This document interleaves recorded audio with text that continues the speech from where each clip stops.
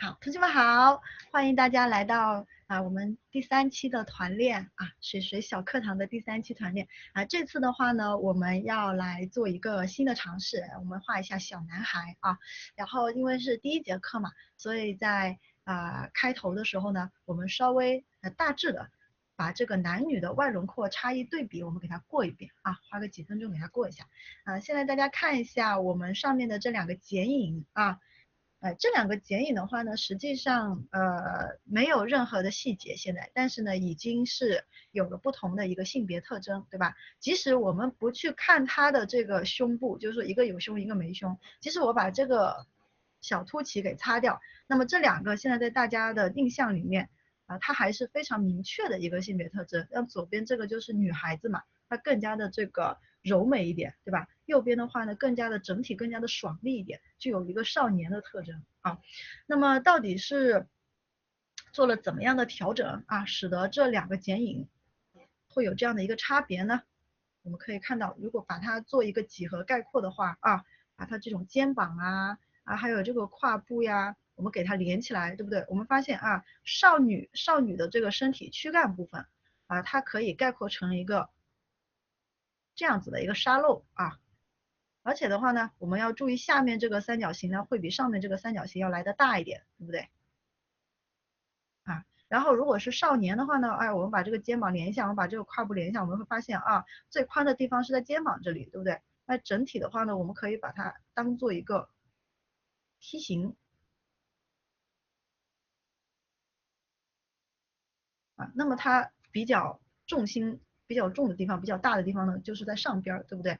也有些人是把它概括成一个这样的三角，还有一个这样的三角我们同学的话呢，可以在这2种形式当中选择一个自己觉得比较好记的然后去记一下那么到底是做了怎么样的调整，使得我是完全在左边的基础上做了一点调整，把它改成右边的。到底做了什么调整呢？我们具体来看一下首先的话呢，我们来复习一下我们的这个女性的一个女体的一个比例和它的一个外形特征先看一下这个女体女孩子的身体，平时我自己的个人风格画的话，基本上是在5头身到6头身之间算到这个脚踝这边的话，大概是5.5左右然后的话呢，它有几个比例两边都是比较的类似的，我们先给它过一遍第一个呢，就是说我们先确定我一般画的时候不是从头部开始确定，我是先确定这个胸部和这个胯部的然后的话呢，这边有一个数据就是这个胸它是等于到这里为止它是等于这个腰加胯的。然后他们自己本身的这个长宽比例呢，用的是我们人体最原始的最基本的那个长宽比例它的宽的话呢，大概是在什么？有没有同学记得呀？大概是在1.2然后它的长度的话呢，大概是在1.5，它们俩的长宽比是这样的，对不对？然后胯部的话我们不是连到这个大转子大转子我们要排除出去的，对不对？大概是这样的一个宽度，宽度跟上面是一样的，也是1.2然后它的长度是多少呀？长度是1然后这个腰的话呢，不是等于吗？对不对？这个腰的话差不多就是在0.5左右了。这个是最基础的一个然后第二个我们的这个躯干确定好了以后，我们接下来第2步确定一个头部。这个头部的话呢，如果是画少女一般来讲我们是大于或者等于胸腔我稍微一般有时候都会给它画的大一点，所以是大于等于1.5。胸腔的长度是1.5，我们这里讲的是长度然后在确定了头部以后，接下来第3步我们确定的是四肢，对不对？然后四肢的话所有的这个一半的四肢都把它分成上下2部分嘛，手臂分成这个上臂和小臂，对吧？腿的话呢，我们分成大腿和小腿它们俩的话呢，所有的四肢我们都可以是大于等于1.5。如果是5.5头身的话，我们可以全部做成相等啊。如果这个时候你想要说让他的腿部更修长，那么在这个基础之上，你可以把腿部稍微的画的比手臂的这个一半再长一点点啊，但是不要长太多啊，长太多的话显得这个人的比例就是有一点点太过于夸张了啊。哎，那么这个就是女体，对不对？好，这个女体的基础比例就到这里了啊。那么它的外形特征是什么呢？那首先我们发现这两个人体啊，它们有一个地方不一样，就是这个腰线不一样。我们发现这个女性的腰它特别的高，对不对？什么原因呢？首先是因为它的这个肋骨啊，女性的这个肋骨，它下端的这个开口它是比较的小的，大概呢是在60度左右。这个东西就会导致它这个肋骨的下端啊，就会往里面收缩一点啊。然后我们的这个腰线，为了表示这个女性的一个特征，我们也稍微会做一点夸张啊。那个腰线的转折呢，我们是高于这个肋骨的末端，肋骨的最底端还有两节活动的一个结构嘛，它没有完全的连在我们中间的这个胸骨上面，对不对？哎，我们要比这个位置稍微高一点啊，高于这个末端啊，那么这个腰线的位置它这样子就拉上来了，对不对？然后胯部啊，第二个比较有特点的，我们发现，哎，跟男生相比，这个胯部显得很大，对不对？什么原因呢？胯部是由于盆骨本身的这个形状，我们女性的这个盆骨啊，它就是宽一点的啊，因为我们有一个生育的功能嘛，对吧？然后以及这部分这个边上屁股这块啊，我们这个脂肪的关系啊，大转子这个地方是女性的身体的最宽处，我们女性的身体最宽处在这里。基本上呢，这个位置会是在整个人体的1/2处啊，所以我们在处理女性的一个人体的时候，一定要注意胯部它的一个宽度是一定要超过我们的这个肩膀的。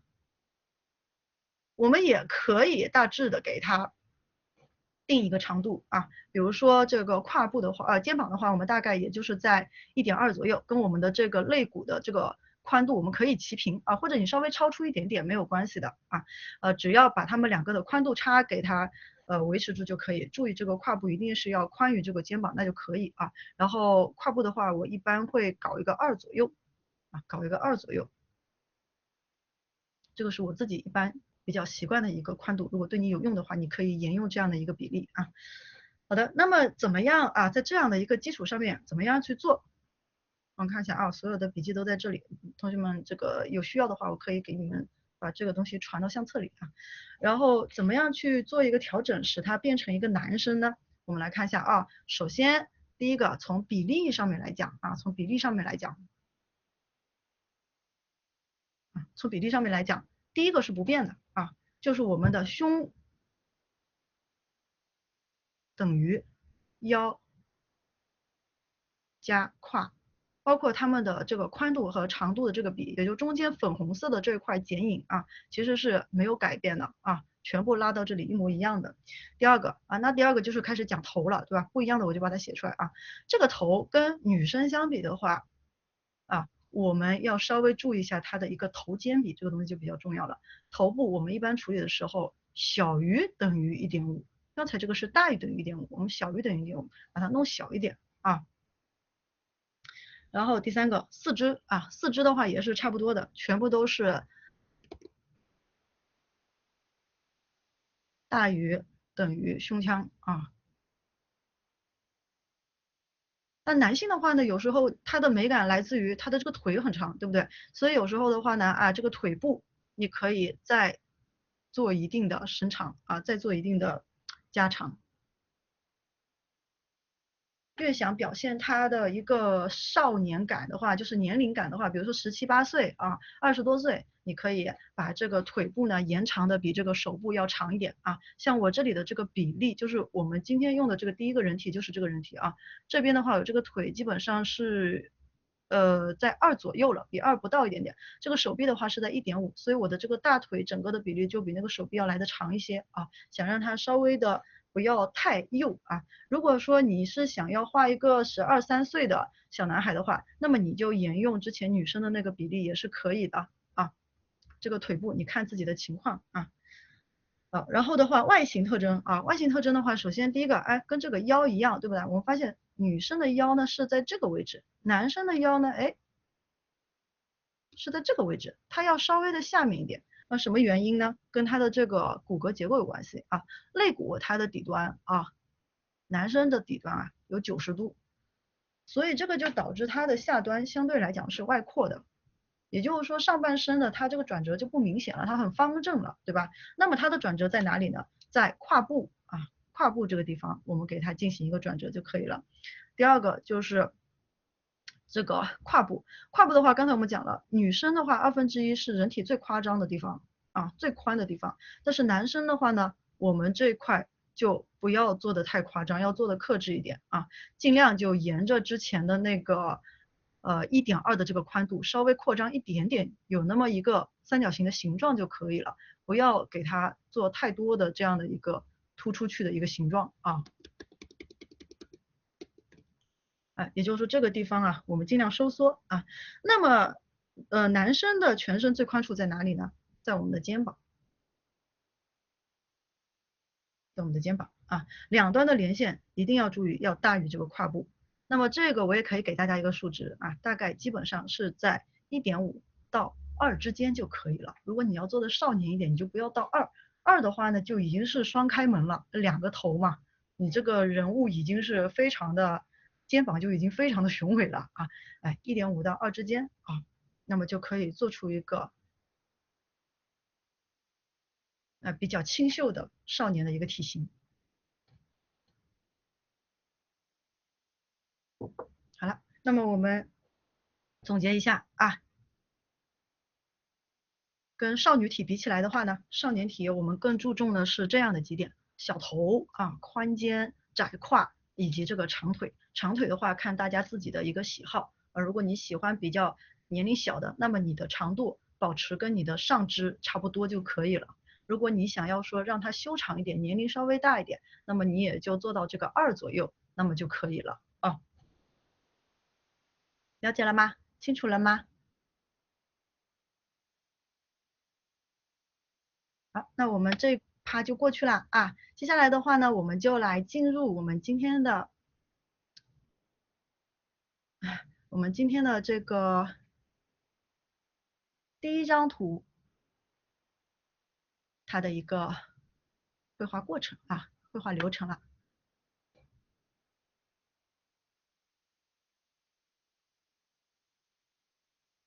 OK，首先我们来看一下素材啊。今天的话呢，我们第一个主题是水手服，对不对？水手服嘛，就是非常的清新啊。它这个主题在网上找素材的话呢，也是比较好找的。我开头想到的呢是那个有个电影叫《情迷威尼斯》，不知道大家有没有看过？讲的是一个美少年穿水手服的一个美少年啊。然后我就是想到那个，我就想画一下这个主题。然后找了一些水手服，其实现在的这个水手服的款式已经是太多了，太漂亮了啊！我随意的找了一些这个颜色，还有这个帽子，然后鞋子啊，小皮鞋，以及上面的一些装饰啊，全部都是在小红书和淘宝上边找到的啊。对，那个世界第一美少年啊。然后的话呢，在它的后面我们可以放一些小小的那个小装饰啊，所以我又找了一些海洋题材的这样的一些素材，我们等一下就给它用起来。那么第一步啊，我们就先来把这个人体给它落实到我们的空白的画布上。好，画人体的时候啊，有些同学第一回上啊，水子给你们介绍一个方法啊，叫做剪影法。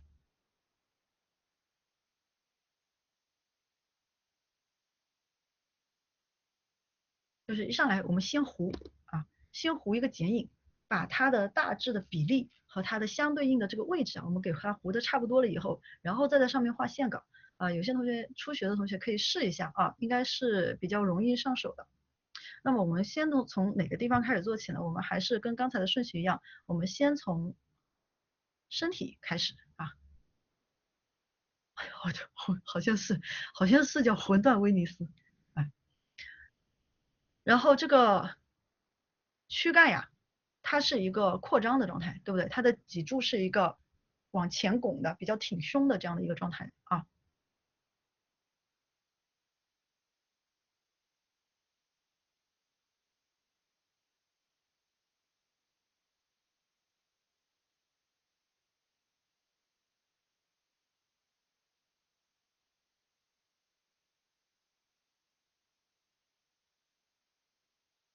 好啊，这样子的话呢，我们的这个胸腔和我们的这个胯部啊，它的剪影就完成了。你可以拿你的手指头量一下啊，就胸腔等于腰加胯嘛，对不对？那这两个差不多等长就可以了。然后你看我边上磕磕巴巴的，其实也是留了一点这个界限，对吧？就到时候分得清楚到哪一块是哪一块啊。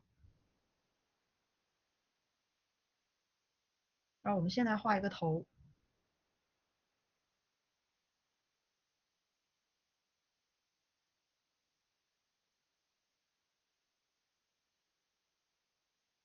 这个头的话呢，我们就先给它把大致的形状画出来，大小的话我们可以调整，因为我们已经是做了另外一个图层了，对不对？问题不大啊。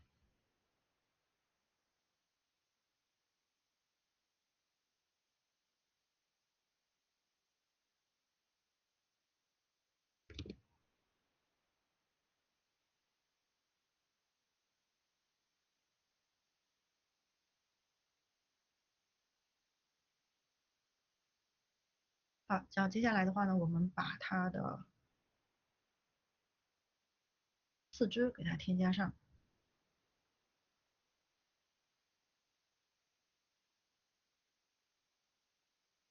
三角肌有一点的诶，哪里怎么能没有呢？稍微也是有一点的，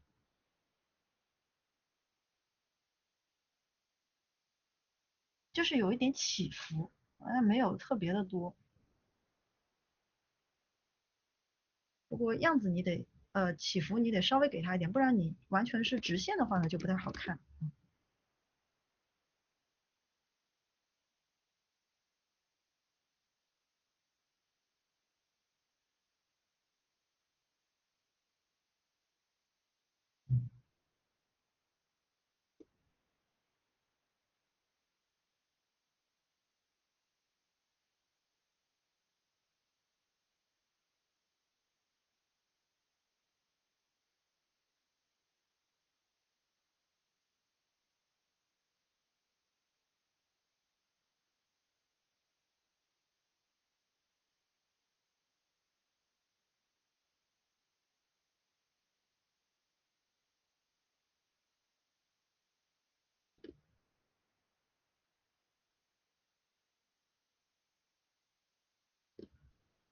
啊，这边有一个手臂，我们是举起来的啊。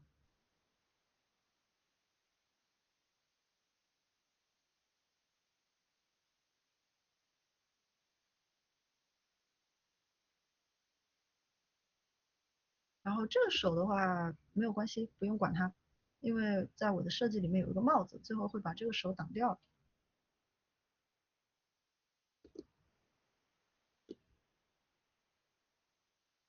注意这个肩部啊，肩部的话，我们在原来这个基础上稍微给它拉出来一点，形成一个梯形。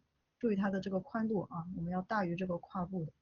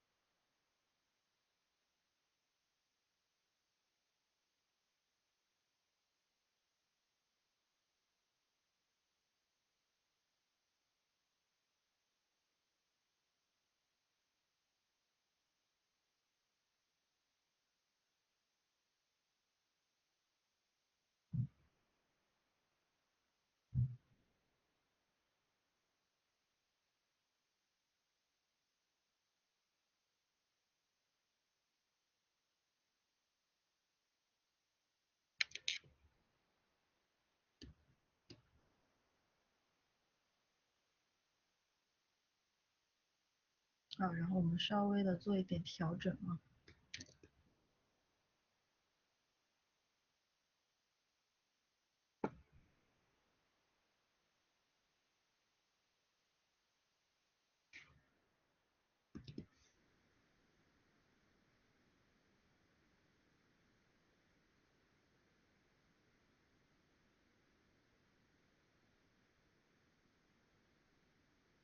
好，差不多了啊。然后我们在这个基础上面啊，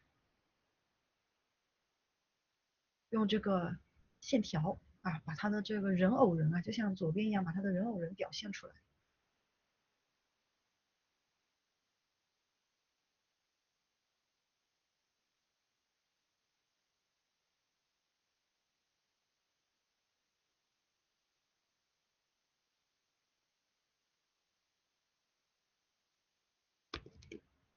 画这个人头的时候啊，咱们稍微给它区分一下人头上面的这个十字中线。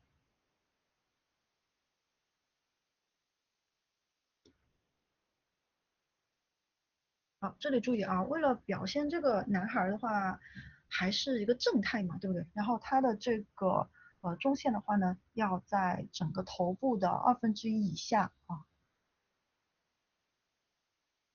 这样子表现的就会幼一些。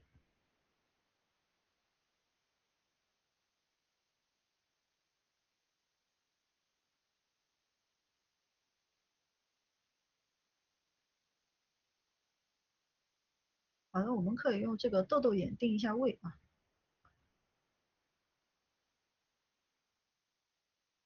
我们把它的正侧面给它区分一下，这样子你就知道啊，这个眼睛啊，它的这个边界线应该画到哪里为止。对，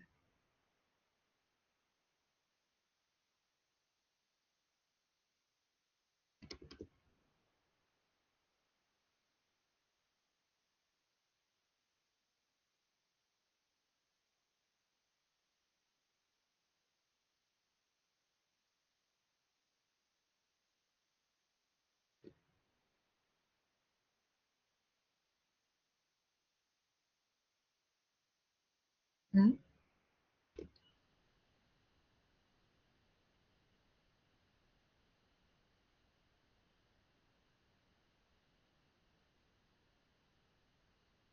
我们把无用的线条呢稍微的擦擦干净。等我们之后细化的时候呢，我们就知道哪些线条是有用的，对不对？这个脸呢，稍微的修一下啊，感觉它有点太肉了。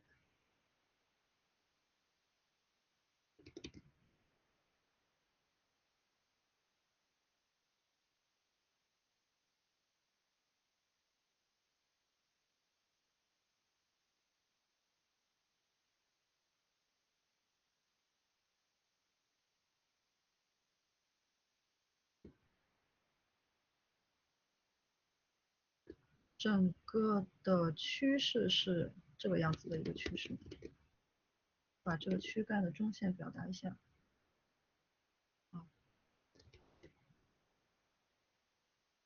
但是呢，躯干自己本身的一个中线呢要过来一点啊，比较朝向我们的观众，也就是说上半身比较正一点，下半身呢稍微侧过去一点。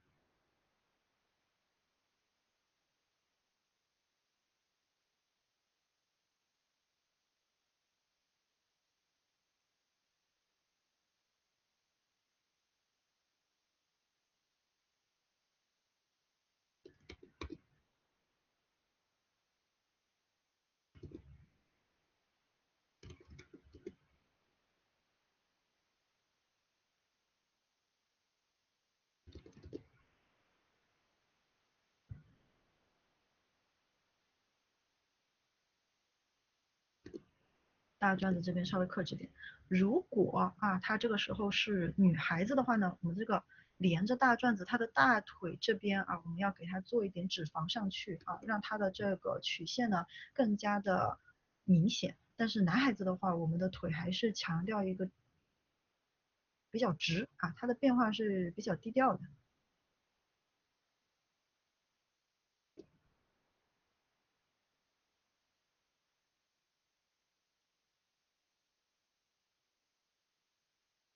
包括小腿后面啊，稍微给它一点变化就可以了，不要太多。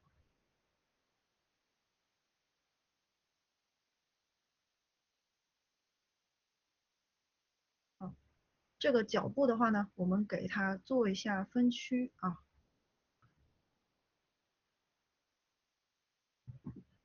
脚后跟的部位啊，以及我们的前掌的部位，这样等一下画鞋子的时候对大家会比较的有帮助。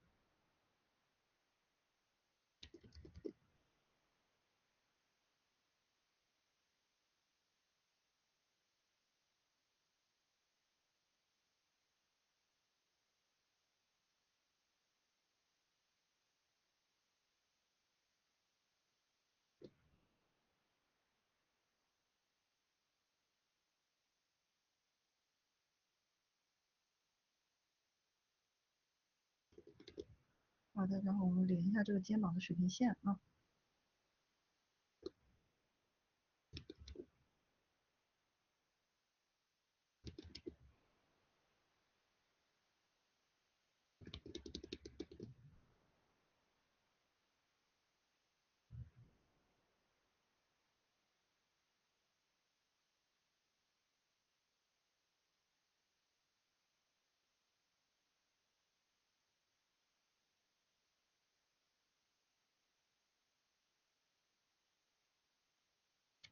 这个手臂呢，基本上跟我们的胸腔差不多，差不多宽就可以了。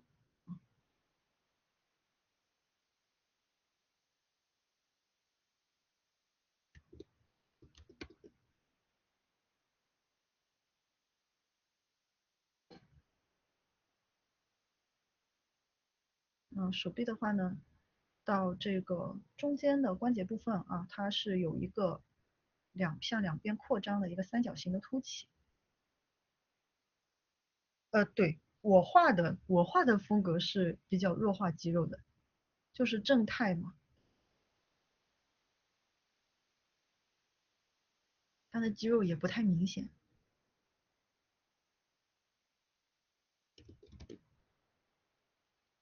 这个看年龄，然后一旦到了那个20多岁啊，然后他是比较那种攻的类型的话呢，我感觉你就可以去强调一下他的肌肉。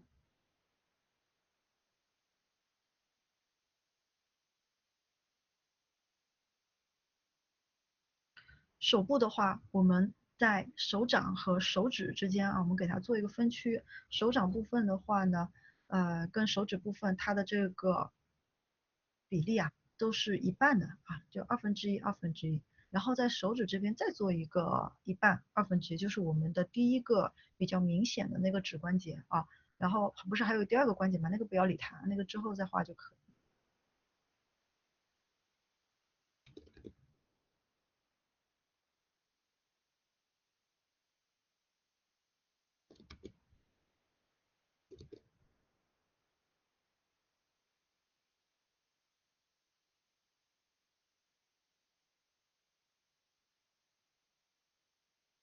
然后到这边这个手掌的1/2的位置啊，是我们的这个叫什么地方呢？大拇指的第一个关节。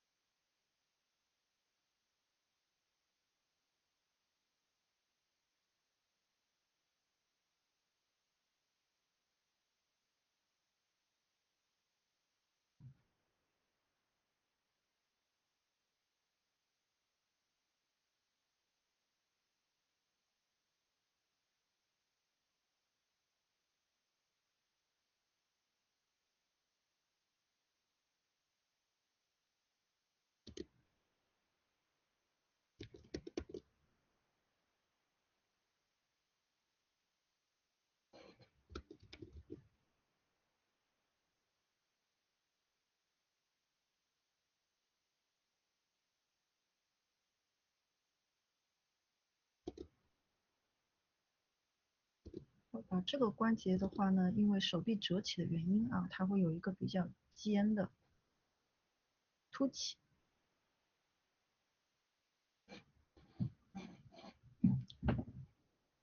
然后下面的这个小臂这块儿，因为会有一个肌肉的挤压啊，这边也会有一点点凸起，然后到后面把它做平直就可以了。在这边1/2左右的位置是我们的三角肌啊，虽然说它被衣服挡住了，后面也不太看得出来。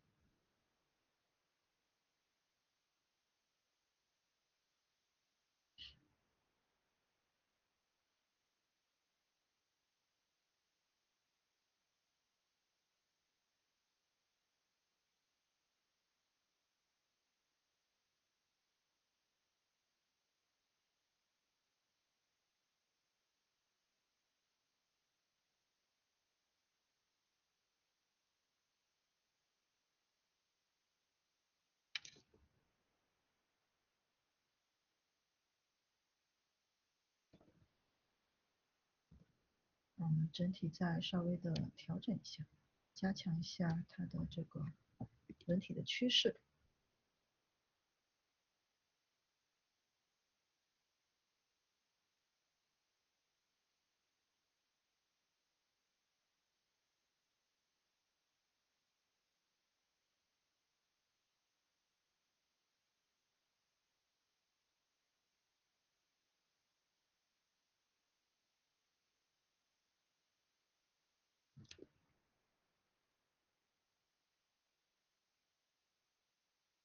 注意锁骨的位置啊。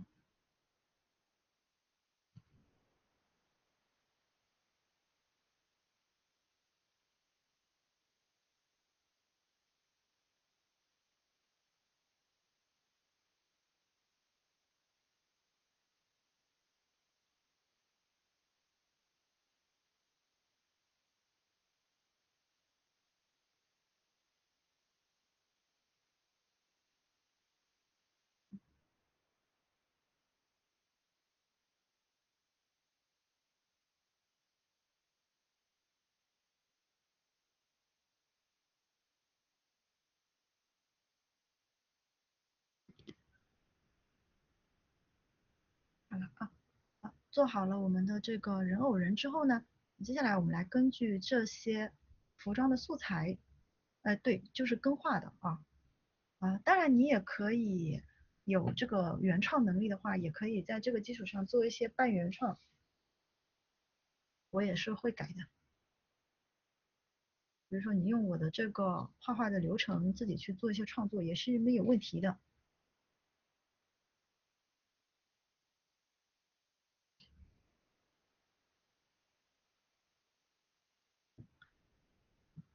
好，首先我们来搞定这张脸啊，先画眼睛。这个眼睛呢，现在定位已经定好了啊。然后呢，跟女孩子相比的话，我们在画这个男孩子的眼睛的时候呢，不要把它画的占比太大，在这个脸上面。你看我都是在这个原来的这个定位的基础上，两边稍微加了个框啊，那它就是眼珠了啊。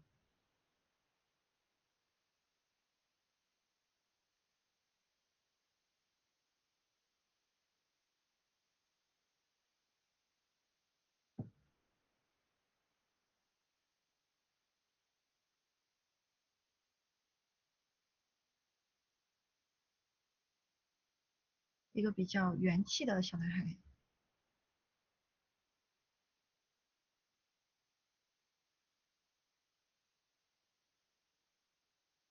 所以我们的眼睑在做的时候呢，稍微的弯曲的这个弧度还是稍微的大一点啊。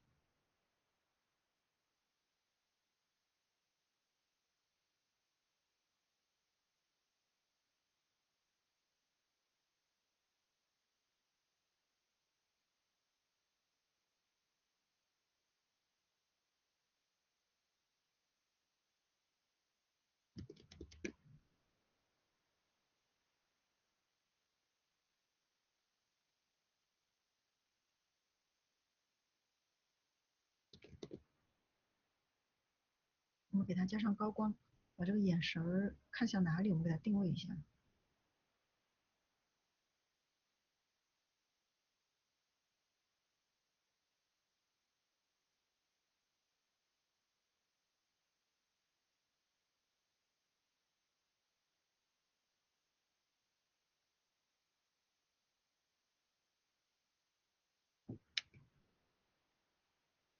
把它在脸上稍微的放大一点。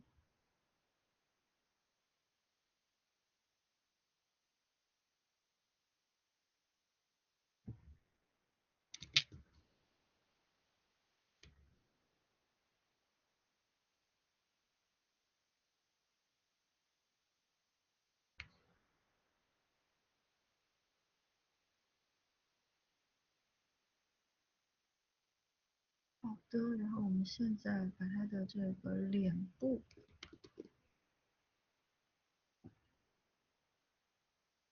完善一下啊，在眼睛这个地方的话呢，我们稍微给它做一点点眼窝，给它凹进去。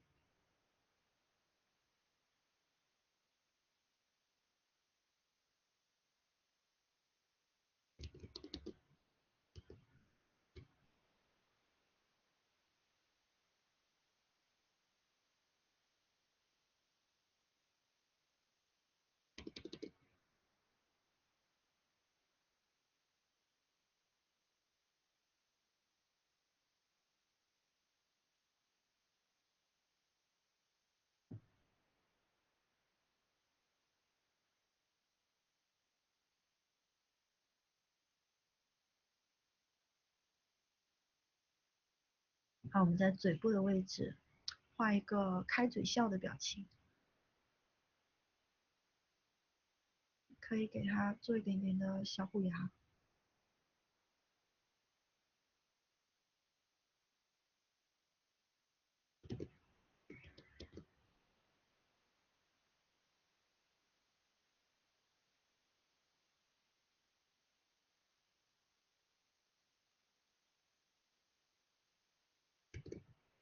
好，我们先放在这里啊，然后接下来我们来做一下它的这个头发。头发的话呢，我们先给它做一个出发点啊，然后我们大致的趋势的话就这样子。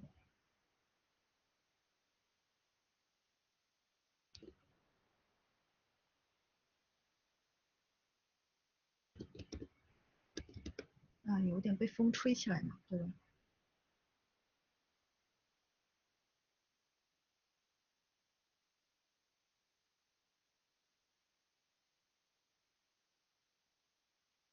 我们可以用一些辅助线，把这个头发被风吹起的趋势，以及它的整体的一个外轮廓啊，给它大致的先确定一下先。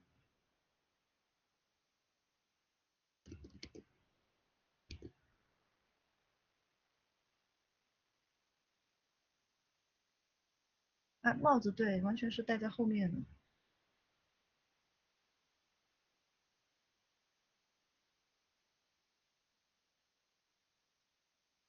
OK，然后我们调低这个透明度，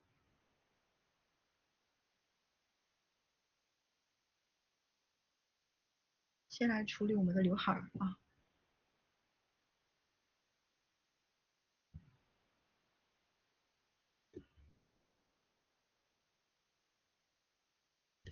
先顺着给一根最大的，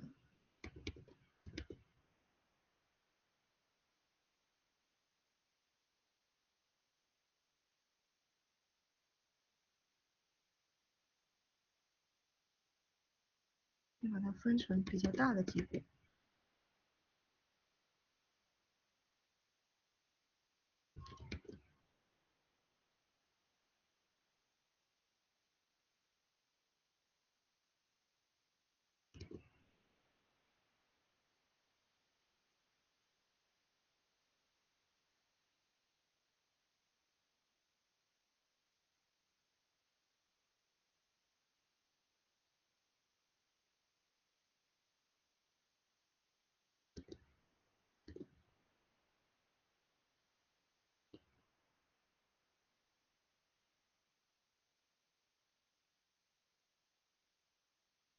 哎，对，我用的是板子啊。然后我们在这个几乎比较大的这个头发的基础上面，我们添加一些小的头发来进行一个润色。大的趋势已经是统一的以后，这个时候你做一些小的发丝的变化，其实它对于整体的这个来讲已经是无伤大雅了啊。对整体的风向来讲，它不会起到改变的作用。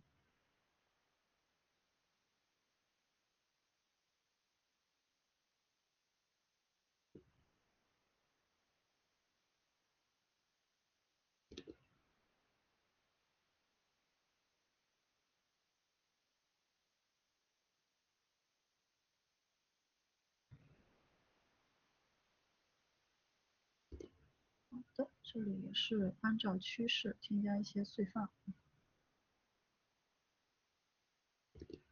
是一个这个头发是一个很乖的、很常规的头发，应该讲。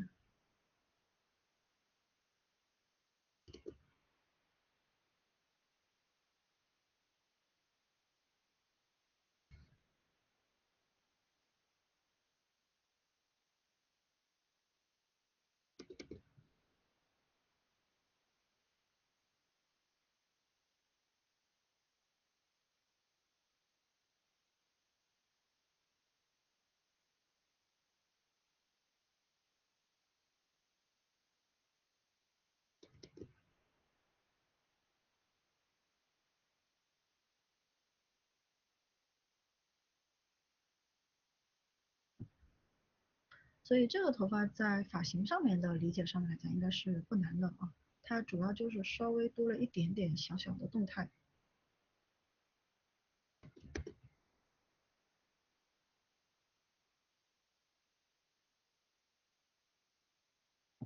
画这些动态的头发的时候呢，手也放轻松一点，不要紧。如果说画好了，到最后都是可以调整的。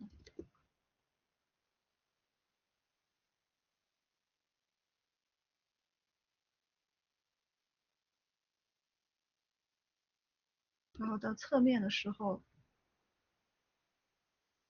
飘逸感，飘逸感就是呃，飘逸感就是我刚才讲的那个方式，然后再夸张一下，可能就可以变得飘逸一些。像现在的话，我只是在静态的基础上多一点点动态嘛啊。如果是要比较飘逸的话，那么一开始做的那个辅助线，它就不会是这么乖乖的辅助线，它就是会比较的狂乱，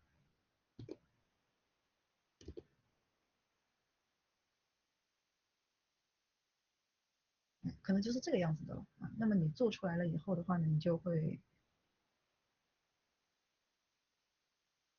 有一种随风起舞的感觉。什么板子使用手感比较好？我用的是 Wacom，这边也加上一些同样趋势的头发。660啊，我好像也是660吧。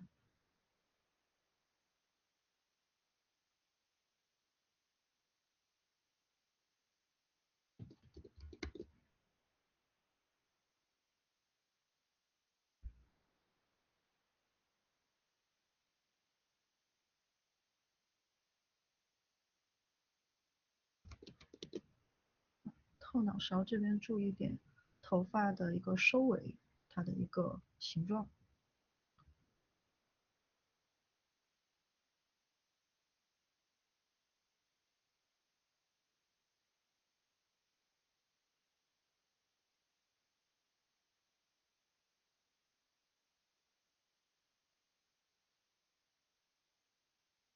好可爱，还没呢。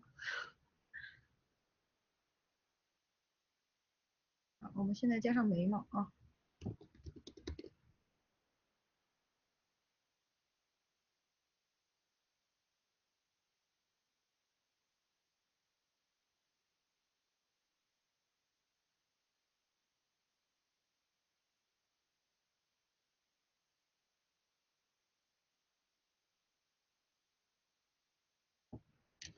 OK，调整一下啊。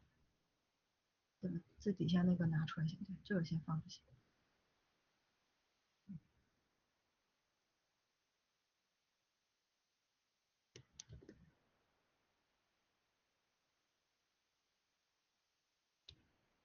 嗯，整体的我们画好了基本的造型以后，我们调整一下这个头发跟脸的一个大小，因为我个人还是比较在意头包脸这个问题的，所以我基本上都会做一个这样的调整。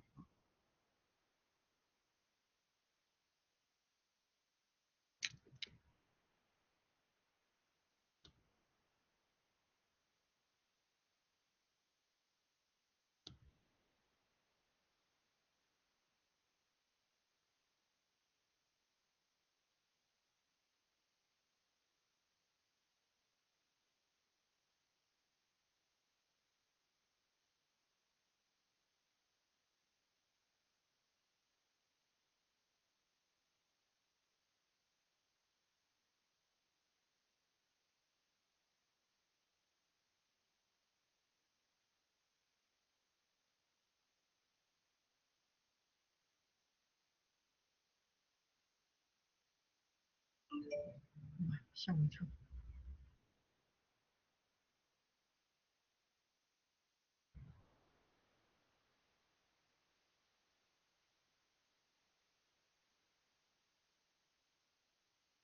做一点微调。这个微调这个阶段呢，其实是可以做很久的啊，因为这个脸是这样子，它差一点就差很多，有时候可能就是调一点点，但整个脸的变化就会比较大。然后，嗯，这个画出一个就是别人觉得还行的脸，其实是比较简单的。但是就是说画出你自己很想拿捏的那种感觉的话，那你可能就是需要调的比较久。就头发层次会有点难，是吧？我已经做了一些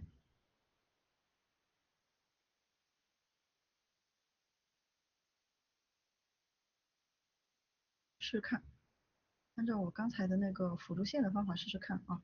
先画出比较大鼓的几个部分，然后在里面添加小的这个不同方向的一个发丝。因为我们是男孩子嘛，男孩子头发还算比较好画，又是个直头发，它其实只有刘海这一挂是需要大家费点心思的。如果是女孩子，现在后面头发飘起来，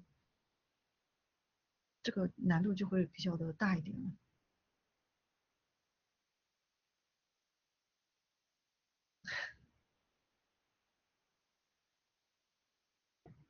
刘海啊，3片可以啊，三片吧，三片的基础上，你再往里面细分分。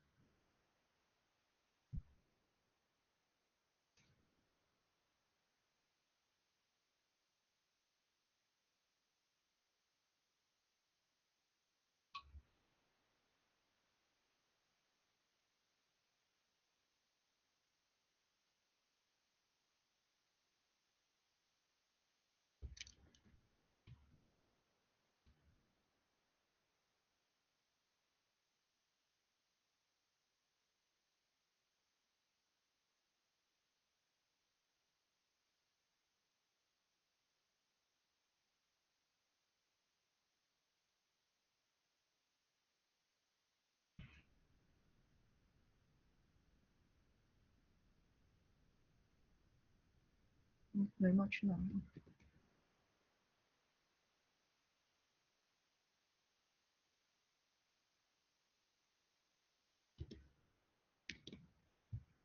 好了，这个五官的微调呢，我就点到为止啊。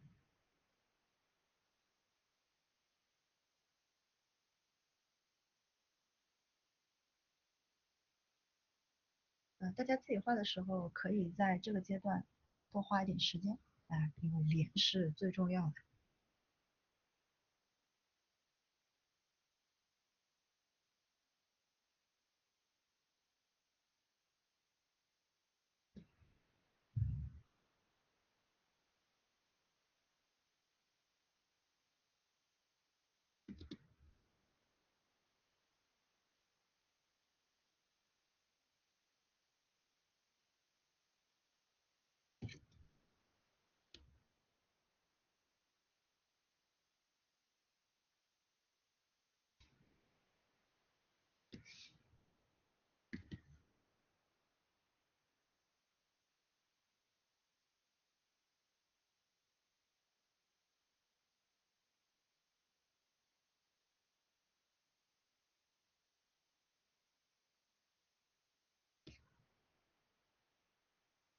啊，如果大家对这个外轮廓啊有一些许的不满意啊，但是只有一点点，然后又不需要改动细节的时候呢，你还可以用我们的绿化工具啊，就是这边有一个滤镜，里面有哦，不是绿化，叫液化工具啊，然后给它推推拉拉，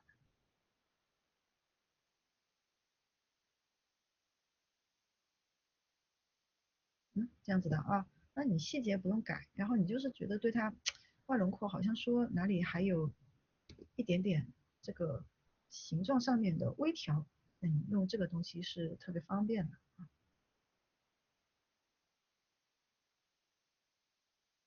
就是等于是我们美颜的时候经常用的那个瘦脸嘛，推一下就好了啊。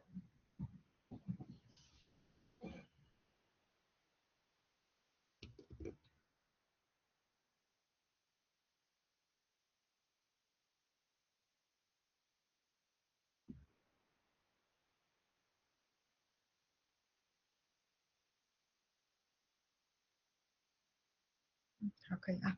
然后接下来的话呢，我们就开始进入我们的身体部分啦。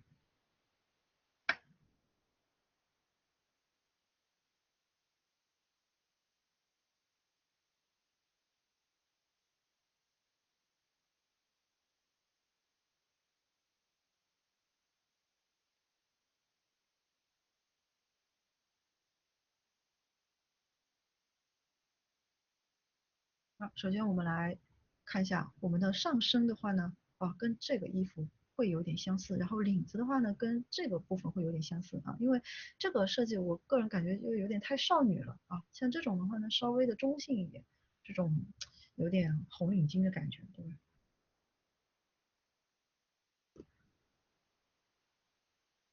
先定好一个点啊，然后我们往两边进行延伸，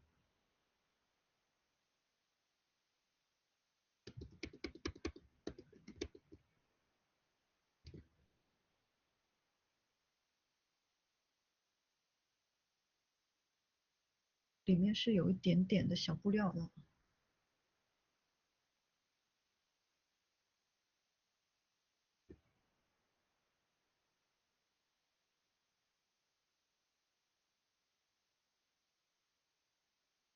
好，这里因为布料有一点厚度，对不对？所以我们不要直接贴在这个身体的这条结构线上啊，我们高出来一点。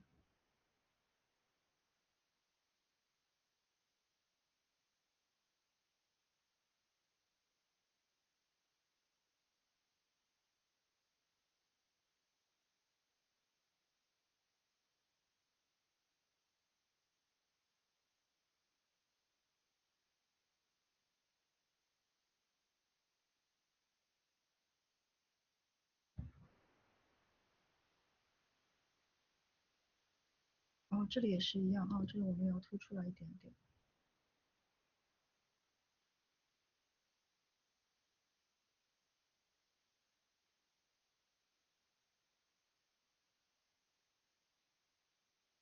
往里面开一点点，做一点调整啊。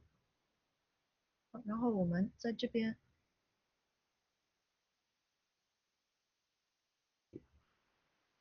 给它一个类似于小小的一个长方形，对吧？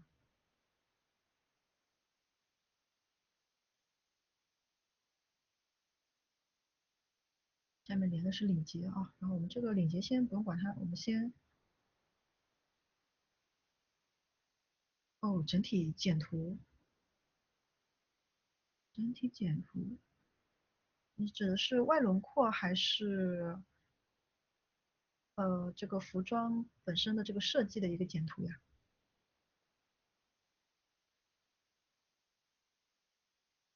好，我们服装设计啊，服装设计是这样子的，我以前画了简图，然后我的学员们跟我说这个简图呢不太直观，然后让我用参考图，所以我现在都用参考图。对，我之前是画了一个平面设计的那种图，就是类似于这个样子的，然后手画的，然后他们说这个看的不是很清晰，还是用参考图更好一些。我们接下来我们画一下这个下面的这个 T 恤结构啊。这个结构的话呢，它根据这个人体本身的一个手臂的一个摆动啊，有一些方面是需要注意一下的。那首先我们先要找到非常重要的2条线，那就是我们这个肩膀这边啊有一条肩线的结构啊。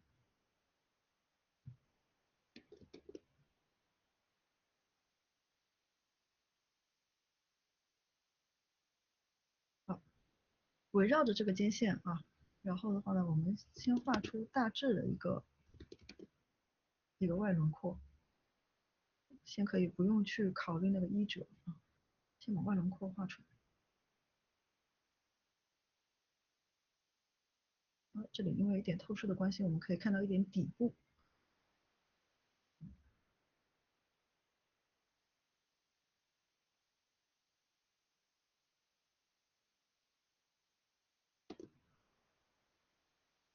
然后我在这里的话呢，会做一个裤腰带的设计啊，所以我这个衣服呢，我的设计是团在这个裤腰带里面，两端都会不是完全的贴合我们身体的这个轮廓线啊，它是一个稍微宽松一点的布料啊，所以整体的这个外轮廓线就是这个样子。然后在这个基础上，我们在里面添加上我们的这个衣褶啊，因为手臂抬起的关系，对不对？这个和这个手臂的上面这一部分，这2个点中间呢，就会形成一些褶皱啊，我们就大致的这样轻松的给它连一下就好了。这个可以稍微连一下啊。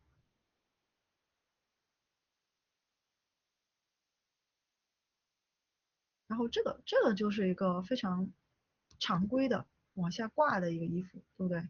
这个时候的话呢，我们就有一个受到重力影响嘛，一个挂点褶皱啊，那我们就稍微给它带一下就行了啊。然后接下来这条衣服它本身其实是比较宽松的，对不对？唯一一个拉起来的点就在这里啊。那么我们在裤腰带和这个手臂的这个肩膀的这个中间，我们会有一条比较长的褶皱线。啊，这次是大的类型基本上就画好了，接下来就添加一些小的，比较碎一点的，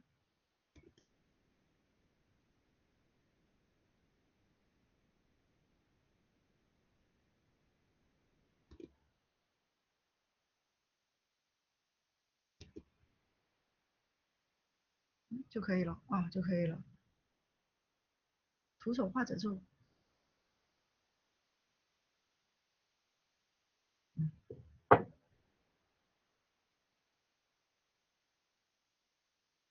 然后咱们不是受到风的影响嘛，对不对？刚才有一点点微风嘛，那我们这个领子这里啊，我们就可以给它后面这个水手服的背后我没找，但大家能想象吧？它背后就是还有一个方方的这样的一个领子，对不对？我给它飘起来，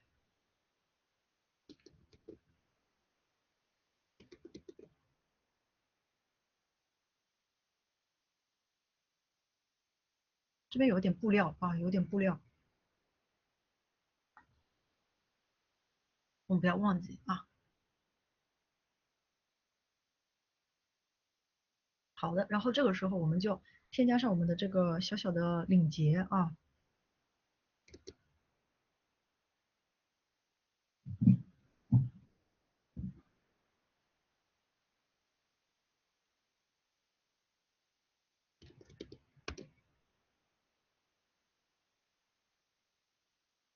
类似于这样子。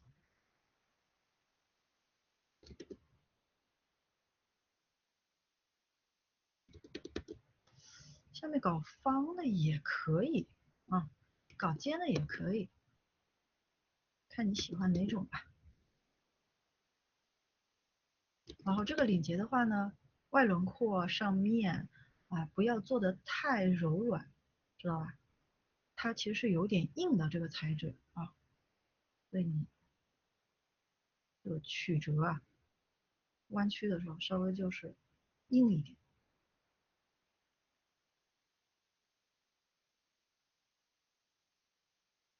裤子就可以了啊。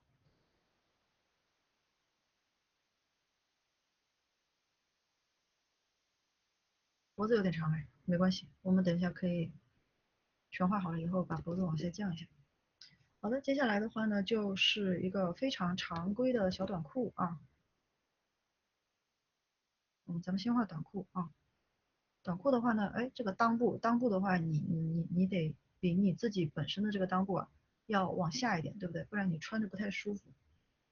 这个是一个比较高腰的裤子啊，这边搞一点点褶皱，比较松的搞一下啊，有一点曲折就可以了。然后在这个裆部这边的话呢，肯定是会有一点挤压纹的，对不对？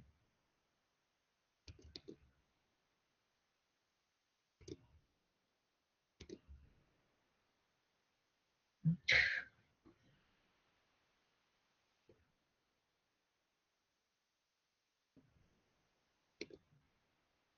好了，我们的这个裤子啊，比较贴着我们的这个万龙裤去画，然后这个腿有一点点抬起来，对不对？有一点抬起来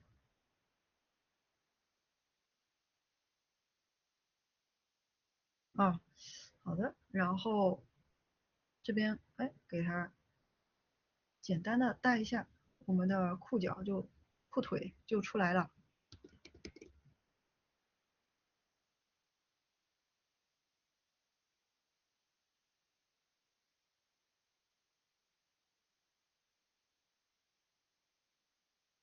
好，然后我们要加上我们这个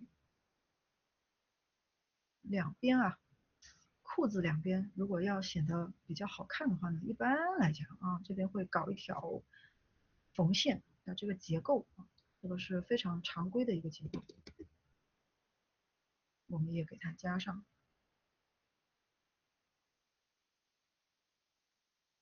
对吧？啊，然后像海军风的裤子的话呢，经常它会有一些小小的纽扣在上面啊，我们给它加两个纽扣，对吧？OK 啊，然后我们这个时候再把这个皮带给它画上。这皮带画的时候呢，我们要注意透视。哦，这个皮带的参考我忘了放进去了啊。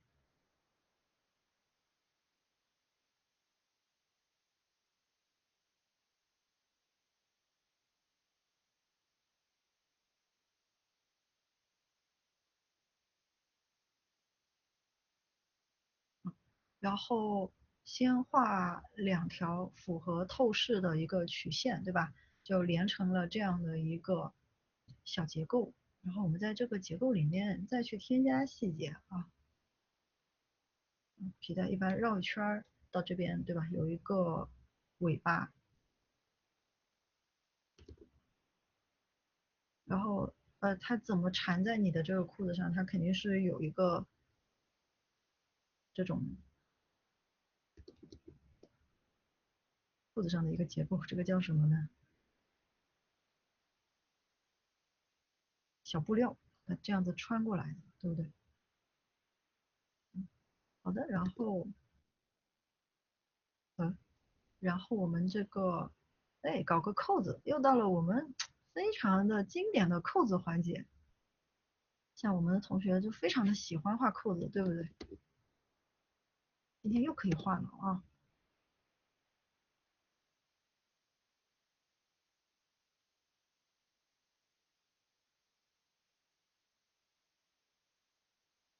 哎，好的，然后我们就把这个小结构给它补齐啊，咱们不是有点洞洞吗？是吧？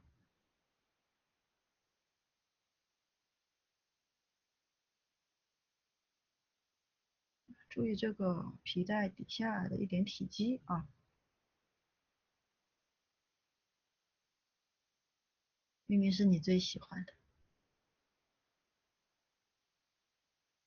这个皮带咱们就套在身上了，是不是？只要把它的透视呀给它抓好，把它的小结构给它补充上啊，它就会非常的严丝合缝的系在我们的腰上，不会有这种浮空之感啊。稍微在皮带跟裤子之间再添加一点小褶肉啊。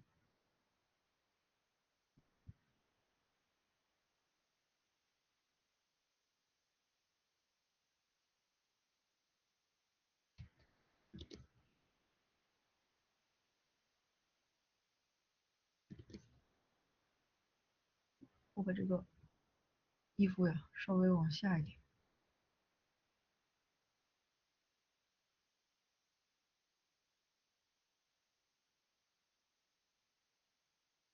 草稿和勾线，嗯哼，我不是草稿和勾线，我是从头到尾用的都是一个笔刷，是这个 PS 里面的常规笔刷里面有个硬边缘啊，你看一下这个，可好用了。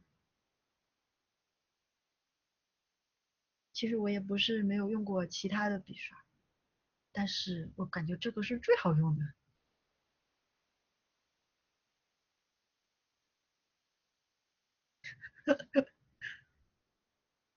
不会用其他的。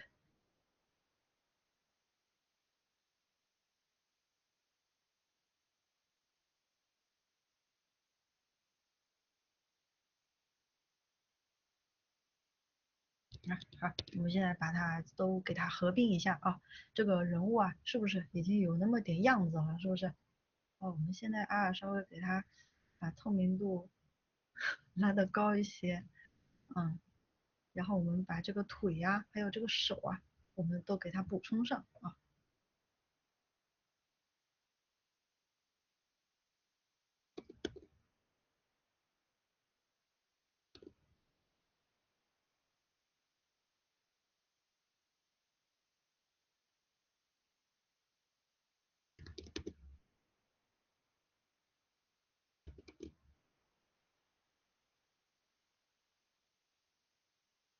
现在它的这个腿部的话呢，这只脚它是竖着的，对不对？它是直着的，所以这个时候啊，它的膝盖它会比较明显。那我们用一个这样子的哦，硬边缘需要调什么设置吗？不需要哎。如果是 PS 的硬边缘，它天生就是非常的完美。如果是 Procreate 的话，我好像是做了一点点调整。等下回去截个图发群里啊。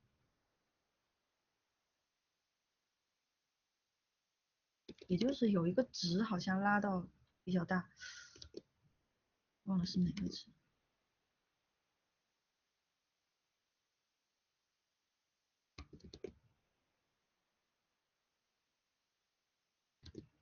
啊。这个腿注意啊，不要有这个度把握好，不要有太强烈的一个曲线变化，但是也不能完全没有变化，它是比较克制的。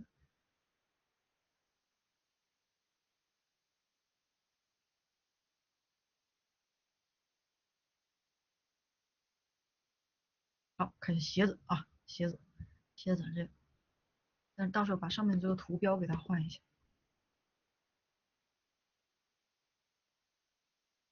有电音啊，这是什么道理啊？真的吗？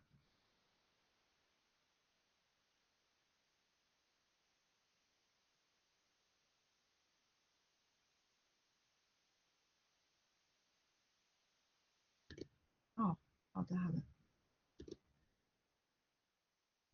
我要是声音轻了，记得跟我讲一下啊，因为我有时候画着画着我就声音就小了。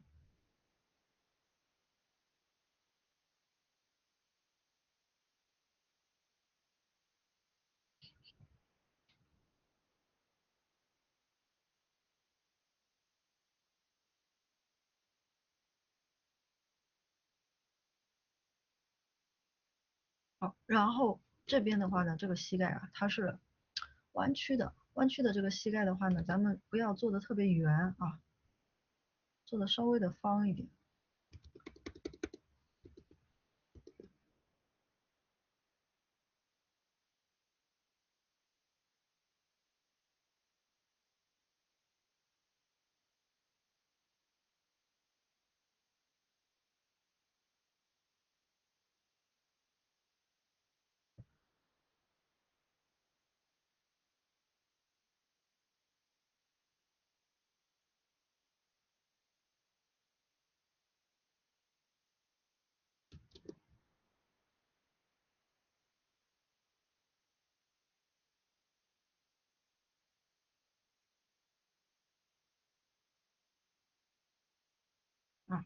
画好了这个脚的分区以后啊，然后我们按照分区，我们把鞋子套上啊，脚后跟，脚后跟是一个平的过来，对吧？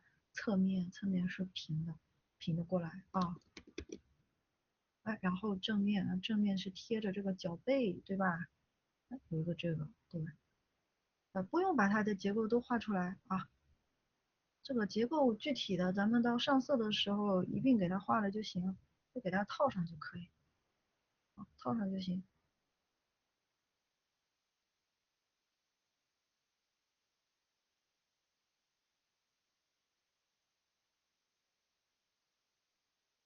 我们刻画细节的原则，我再强调一遍，就是能不在线稿画就不要在线稿画，能在上色的时候去细化就在上色的时候去细化。那像人体你不行吧？人体的话也不是说不行啊，你一上来你就要厚涂也行啊。但是对于这个新手来讲嘛，这种大块的这种硬的结构呢，我们就在线稿部分给它落实掉。然后这种小小的什么装饰啊，或者里面小小的一些细节呀、它本身在画面里面占比就小，对吧？那你就不需要在线稿的阶段用线条一点点都给它表示出来，你就在上色的时候用色块来给它表达一下，那可能会效率更高。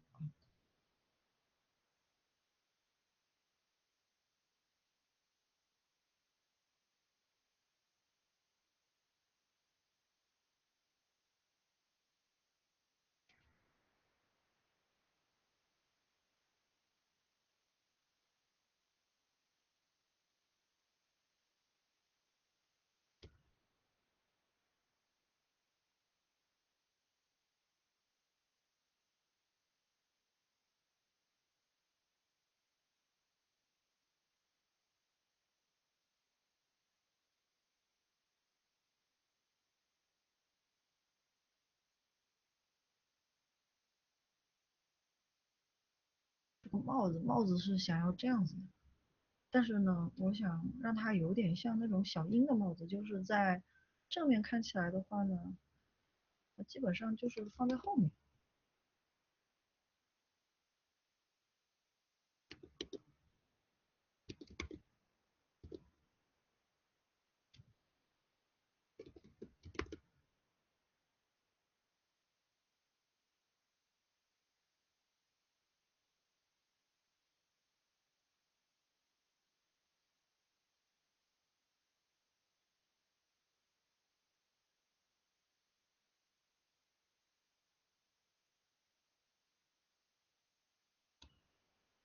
调整一下它的大小。啊，我们给它也像小鹰的帽子一样，来一点这个小小袋子啊，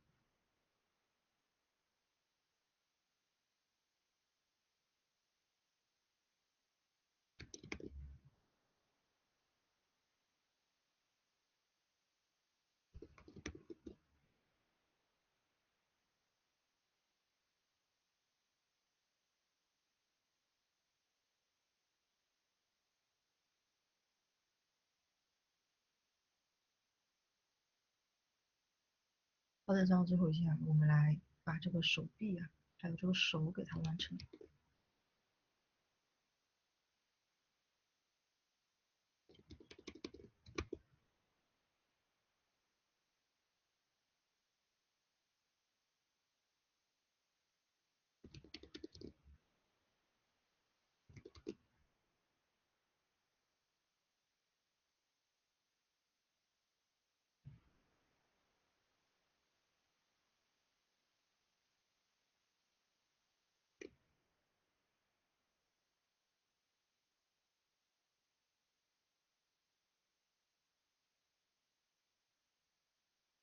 在画的过程当中，仍然可以对我们的这个人体进行一点调整，这些都没关系啊，问题不大。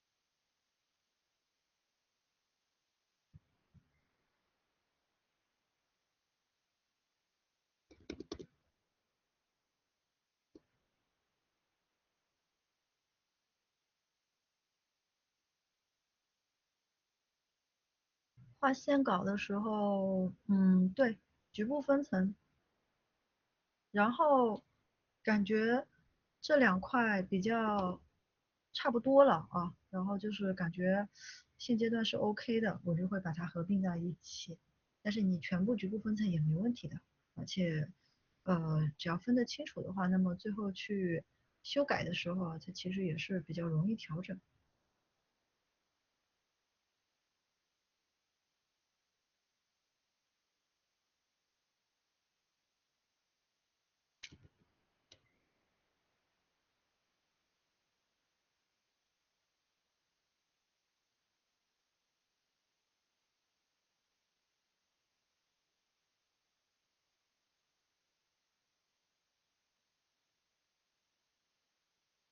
这只手啊，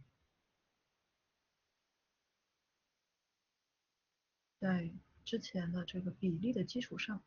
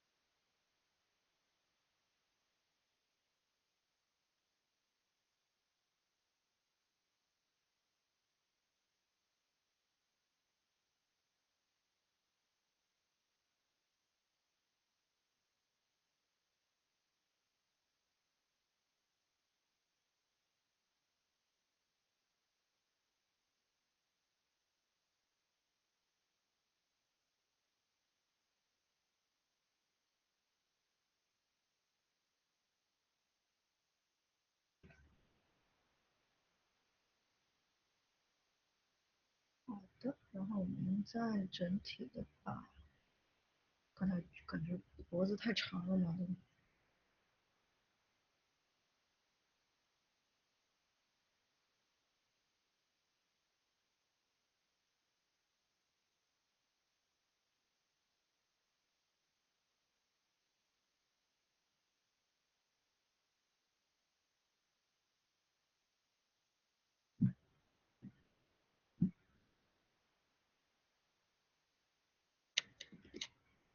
再调整一下啊，基本上就差不多了。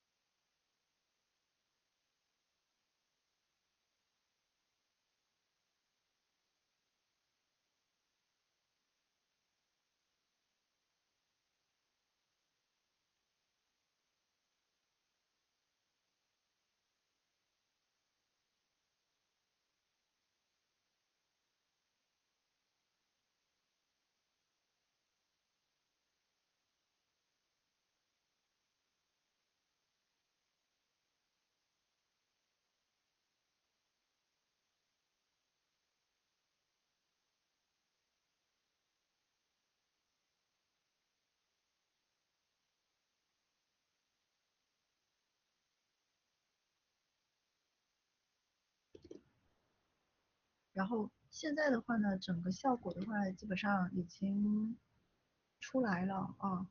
然后你如果在这个阶段想要有什么造型上面的增删的话呢，这是一个非常好的一个环节啊，非常好的机会。比如说你头发想要再搞的，比如说，对吧？再去把它丰富一下呀。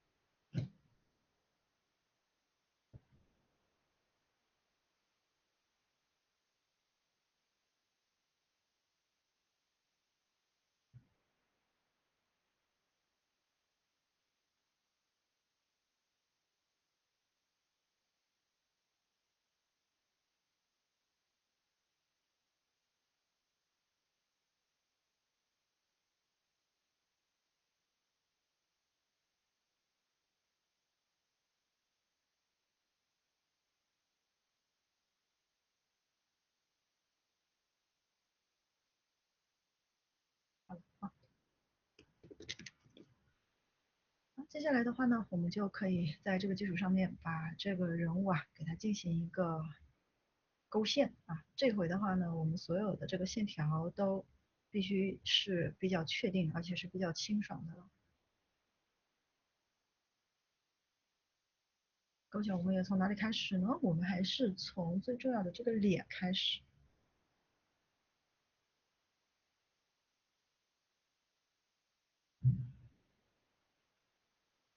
画脸部的时候啊，注意这个线它的这个笔刷的大小，尽量的给它调小一点啊，不要调的太粗。眼睛啊，还有脸都是一样啊，1或者2都行啊，放大一点。脸呢，不要一笔就直接勾下来了，贴着它的一个特点啊，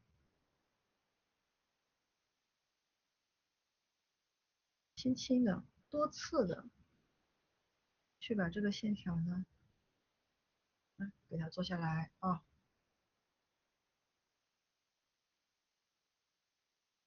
耳朵没关系，耳朵稍微好放一点也不要紧，这个东西它容错率比较高，问题不大啊。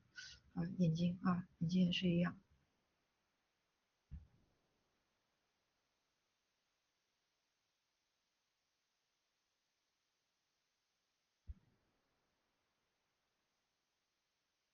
轻轻的、小小的笔刷啊，我们去勾勒出这样的一个眼睑来。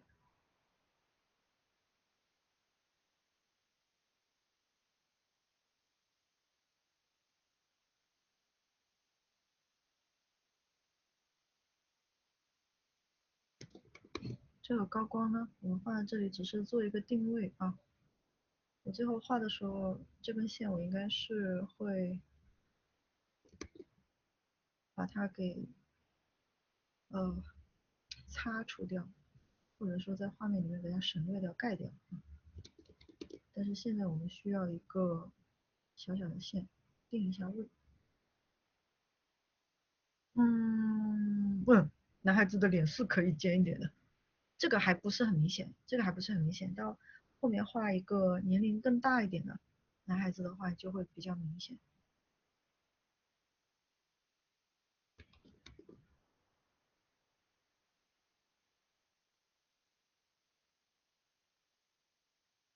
它整个脸部的线也没有像女孩子那么的柔软，不是说这个眼部这样凹进来啊，然后脸颊这样子出去，它不是这个样子的，它还是更加的偏向于直线一点。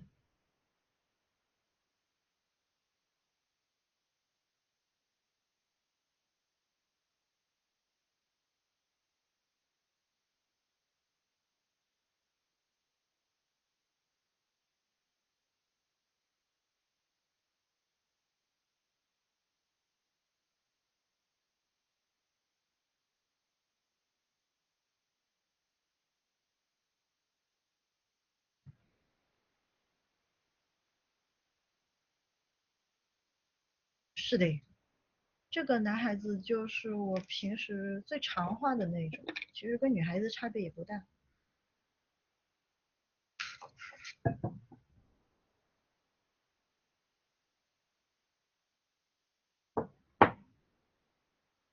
相对还是比较的有种甜妹的气质。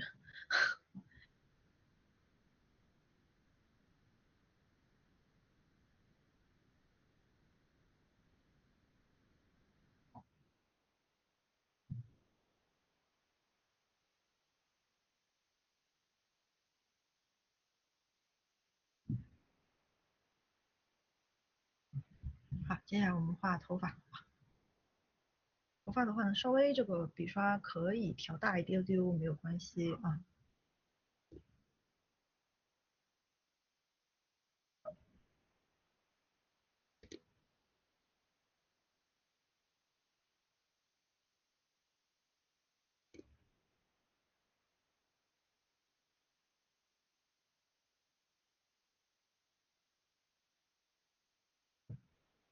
对大家来讲，难度可能就是头发的这个层次上面需要花点心思啊。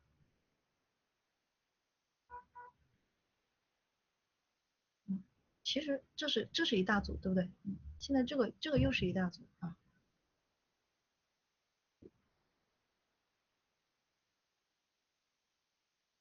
这个又是一大组。但是在这个一大组上面呢，再分出一些小的发丝，对吧？它其实也是属于这一组哦，能看得出来，两组，对不对？两组。发际线稍微补一下啊，有些地方，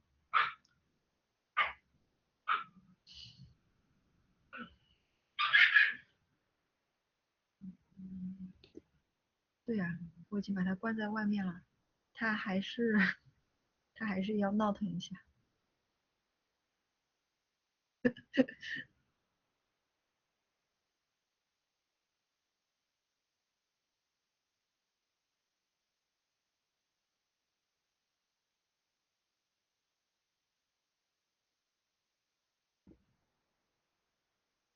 画这个头发丝儿的时候啊，一定要把这个手放松，一根线呢，你多试几次啊，自然的给它拉过来，不要这样非常紧张的，非常紧张的去这样子啊。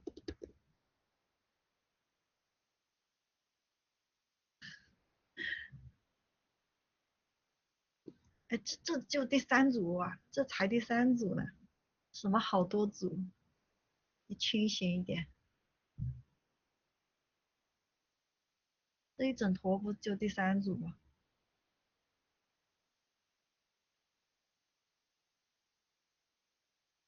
那搞一点碎发搞出去，对吧？实际上它还是一组啊。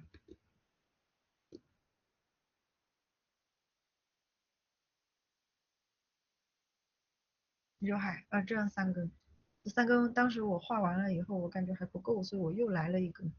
那你要分三组也是可以的啊，问题不大，问题不大。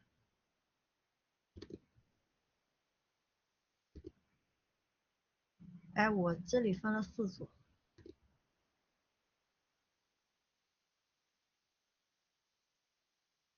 刘海是一定要分很多的，晨晨。你这个头发不管是男孩还是女孩，只要他有刘海，这个刘海一定是一个视觉中心，一定是会分很多组的。这还是男孩，如果女孩的话，她后面的头发分的组更多。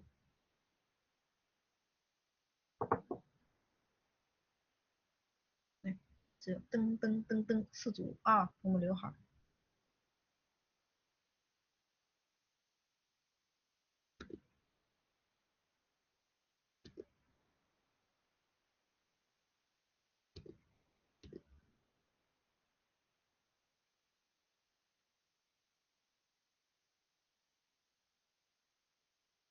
你看这一坨看起来复杂，对不对？看起来很复杂，其实就是全部都是后面这组。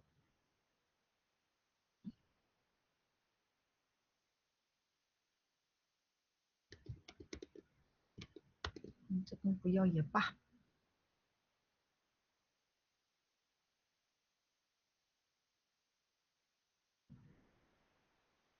嗯，看起来好复杂，其实都是一坨，对吧？刘海后面那一组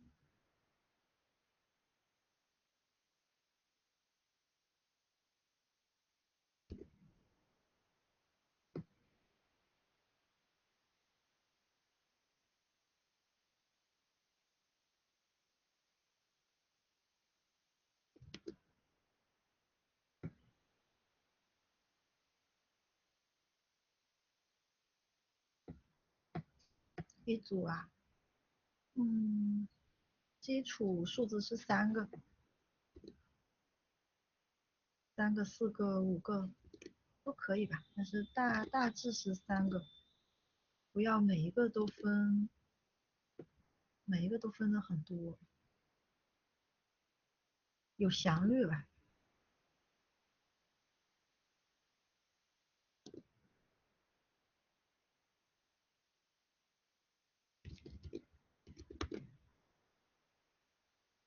啊，有什么不懂的可以问啊，都可以问。描线就属于我们比较舒服的一环了，对吧？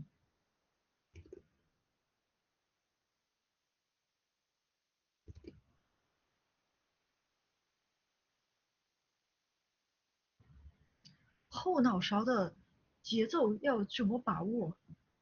后脑勺的节奏，嗯，越接近这个底部吧，然后那也跟这个发型有关系，因为它这个顺毛啊，接近底部的话呢，它这个正负形啊变化就稍微多一点，然后呢分的就稍微的细一点，上面的话呢，就是整体的话，它还是比较一个顺滑的这样的一个状态啊。当然这跟这个发型有关系，因为这个男孩的头发其实是有一定长度的，对吧？如果他是那种寸头的话，呃，它上面也会非常的碎啊。对，越到脖子的话，大家就碎一点，然后细一点啊，因为越到脖子就越短了嘛，对不对？根据它原来现实当中的这个特征，小男孩不要把脱发这个可怕的词语跟小男孩联系起来了，他已经是2次元了，他还要考虑什么脱发，太可怜了。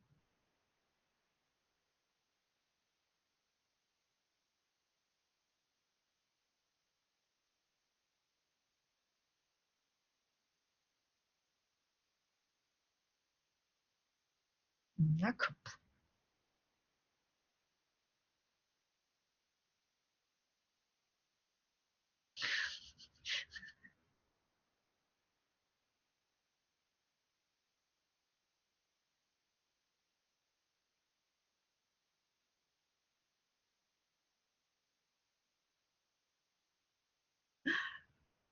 我天，电子地中海什么东西？你讲了个好可怕的名词，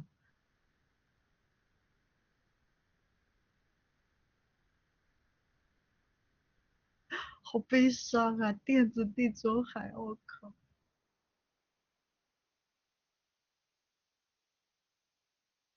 他梦到不知道，我今天晚上可能会梦到电子地中海。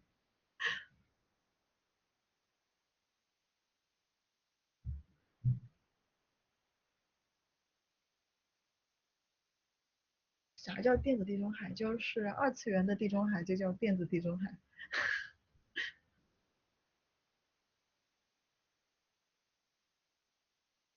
对，就是不真实的地中海。好了，到了这个服装环节了，这个环节我们同学就可以放心啦，就可以把你们的笔刷变得粗一点，然后我们就是说可以为所欲为了，对不对？它跟这个脸呢，它就是不一样了。对，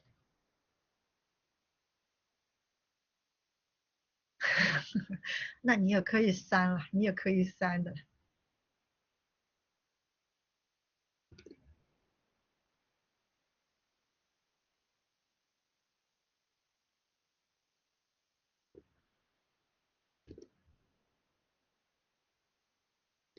怎么提高审美？你问了一个非常高端的问题。哎，对，今天勾完，然后做完那个叫什么东西啊？那个区，搞一个范围，那个叫选区，对，就好了。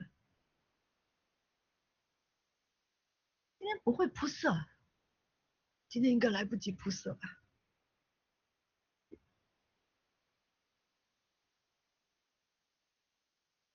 哎，但是我的颜色已经给你们了啊，在这里。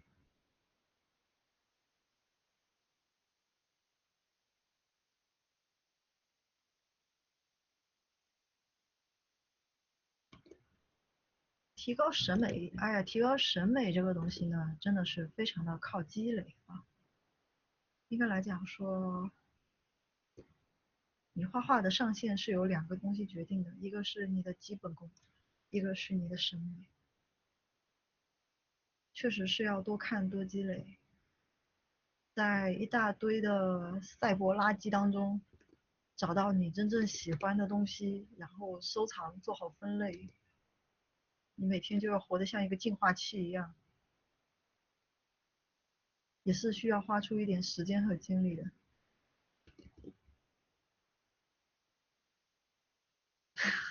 哎，可以啊，可以的。我也天天在小红书当中有很多，只要你刚开始确定了你的取向，它之后给你推荐的东西就会比较的符合你自己的喜欢的一个方向。我觉得小红书的算法还是不错的。哎，对，去看看那个裙子和假发。那肥猫怎么这么喜欢假发？但是假发真的挺好看的。假发哦，它会让你知道世界上原来有这么多的发型。他们这个做假发的这个创造力真的是特别厉害。是的，我看 AI 已经看到有一点生理性反胃了。我就只要看到 AI，不管它这个图再好看，只要它是 AI，它就有一种腻感在里面，我就很痛苦。我已经看不了 AI 了。我以前参考图的时候看到合适的 AI，我还会保存一下。我现在根本就保存不了，我看见它就难受。我都是点不感兴趣，然后它慢慢的就会少掉了。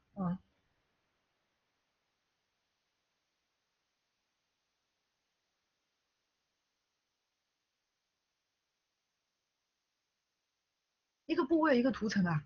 哦哦，我的脸是一个图层，我的头发是一个图层，然后我到衣服它就可以是一整个图层。但是你也可以分啊，如果你怕自己下面这步影响到上面这步，你可以上衣一个图层，裤子一个图层，腿一个图层啊，都是可以的，知道吗？反正我们线稿到最后都会合并，对我们的结果没有影响。如果你是电脑端有条件的话，你可以多分几个图层，没有问题的啊。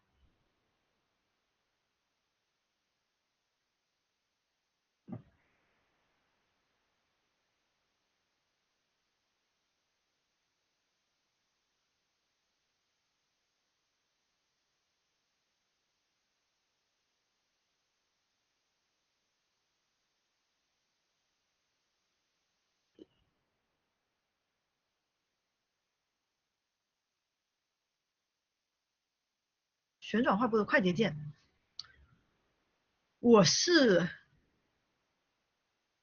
一个触控屏，我的电脑带了一块触控屏。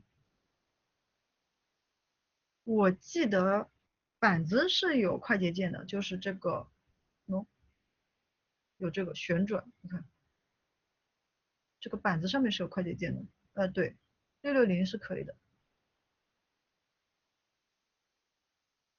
，Procreate 也很方便，两个手指扭一下就行了。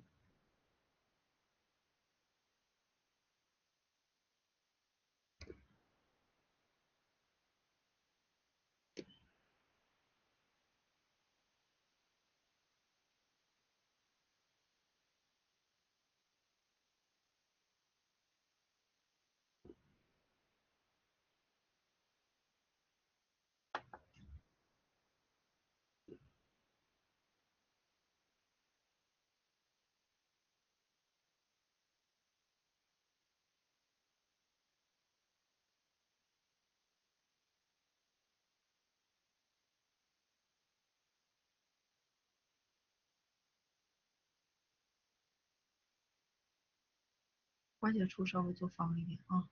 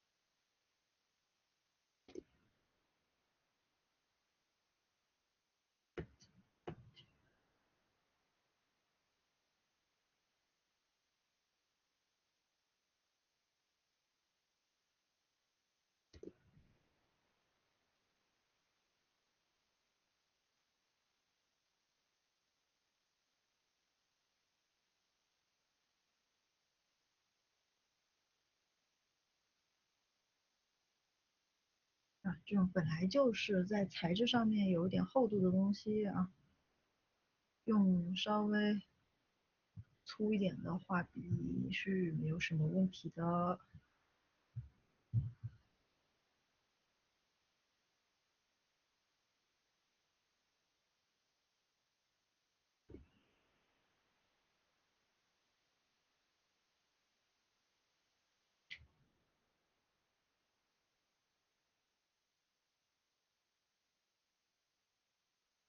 嗯，复杂，有后面的衣服稍微复杂一点。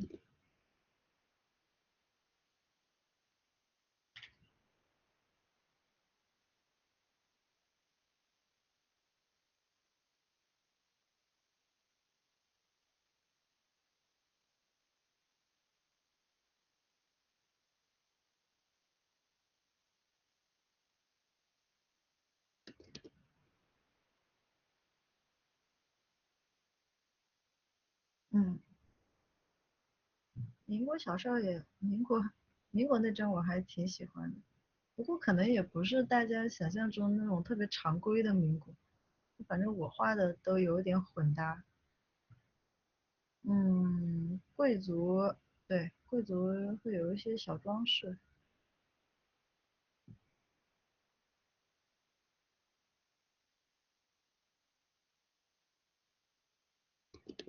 贵族还有只小猫咪。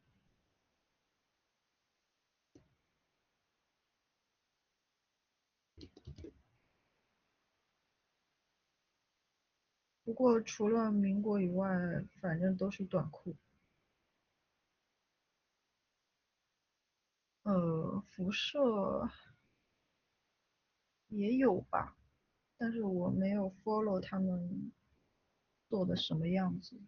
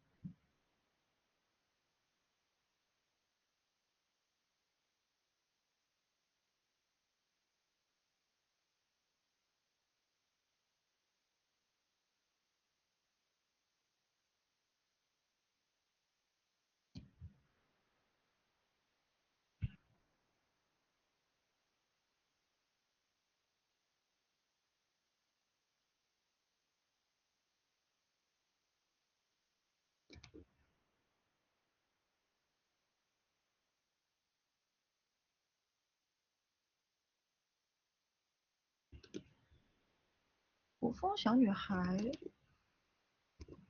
古风小女孩啊，哦，以后再说呗，以后的事情以后再说。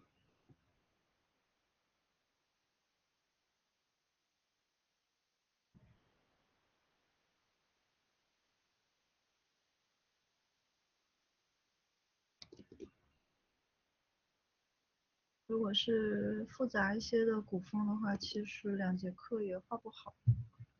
我之前那张刚发没多久的那张古风的服饰，那张其实画了很久的。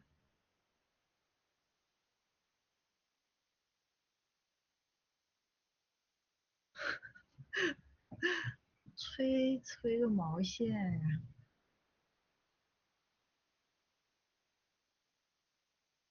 那个是好精致呀，那个画了很久。嗯，对，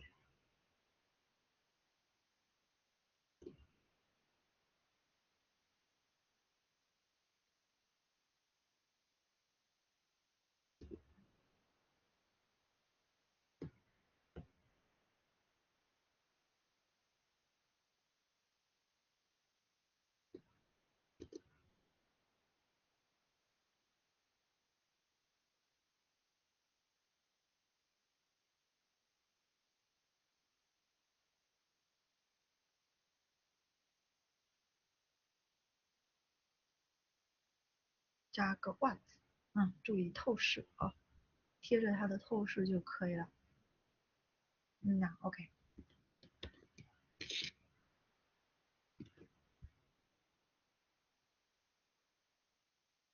孩子有一点点大小眼呀，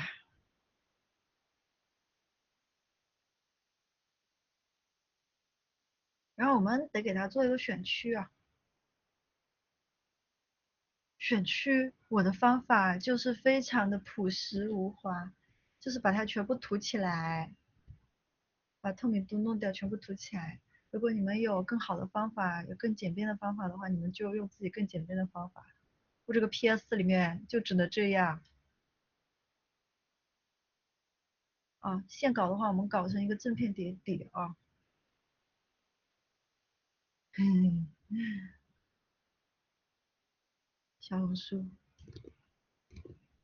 其实我好多图啊，我都还没发，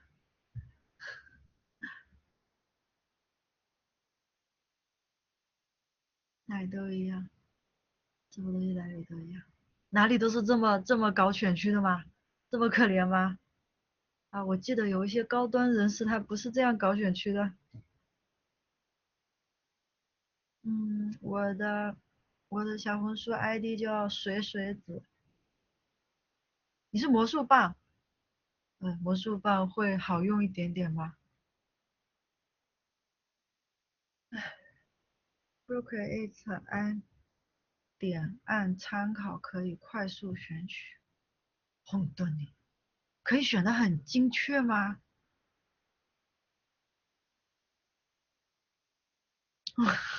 哦，还有个火烧屁股画稿板，好的。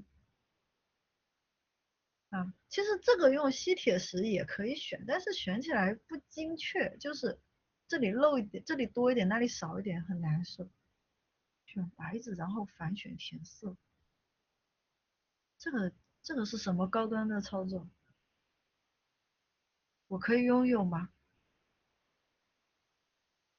精确吗？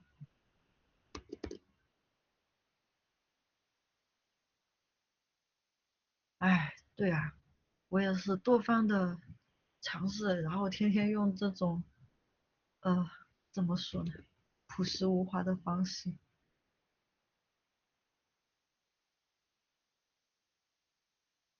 这个环节就很无聊了啊，我们就可以唠嗑了。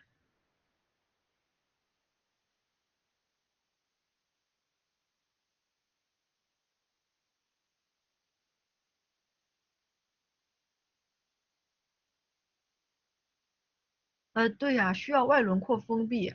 哎，我以前就是想搞这个外轮廓封闭，但是我发现外轮廓封闭比我这样子还要痛苦。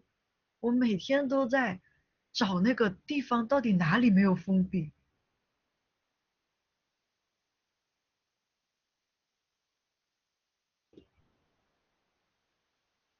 太难找了，真的太难找了，还不如这样呢，太痛苦了。就是放大那个画布，一点一点的找，后来我就崩溃了，然后我就还是这样。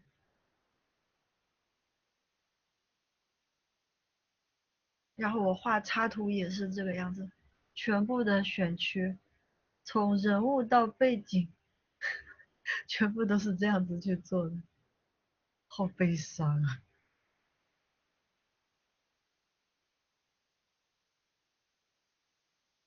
CSP 好像也要那个封闭线条吧？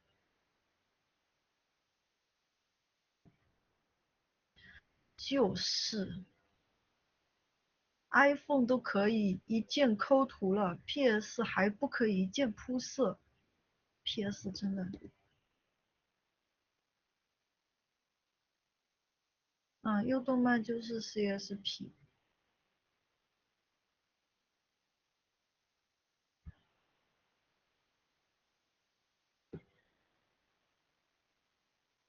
优动漫很搞笑的。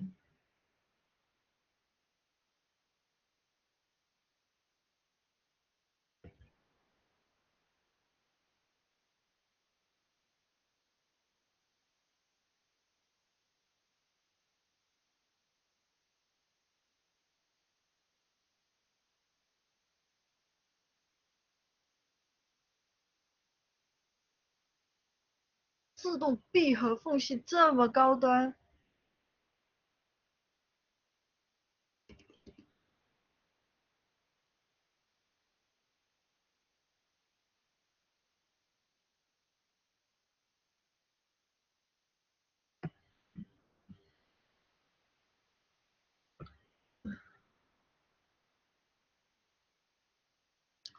优动漫那个里面那个勾线的钢笔，我以前在给杂志社供稿的时候，他们那个杂志社是很夸张的啊，他会把那个线条拉到这么大去看，然后说你这个完成度不高啊，你这个完成度不够啊，要那种很完美的那种线，然后印出来才是可以的。所以那个时候我都是用 CSP 画的，它的那个钢笔勾线是没有灵魂，但是完美。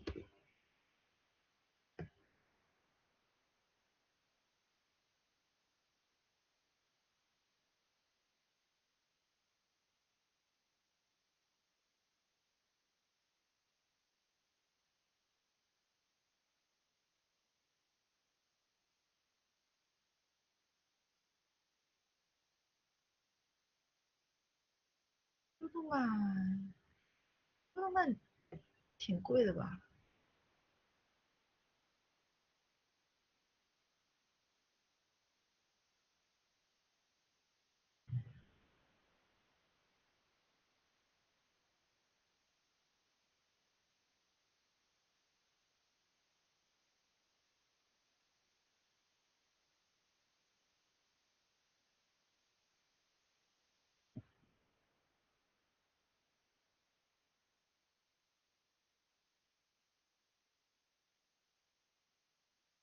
优动漫有很多很神奇的笔刷，哎，我有看到他们有一个笔刷是一拉它就出来一个手指，然后拉5下有5根手指，我都惊呆了。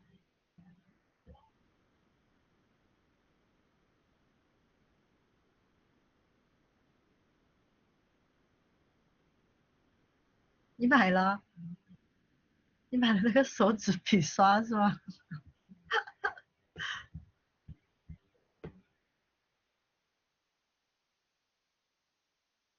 我当时就在想，那个手指笔刷到底是谁在买？太搞笑了，那个有很神奇的，很好玩的。感觉那个也太离谱了吧？到底是谁会买？真的有人买同人笔刷、人体笔刷？放屁！眼睛笔刷？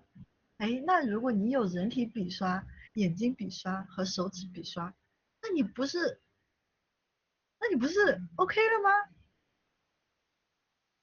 你就再也不用画画了，你只要拉2下不就出来了？全自动生成。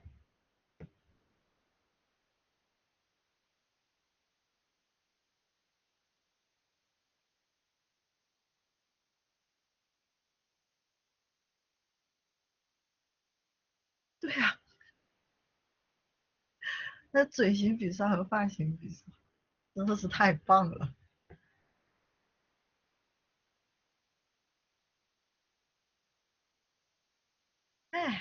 然后我们点上连续的所有图层，哎，这样子就 OK 啦。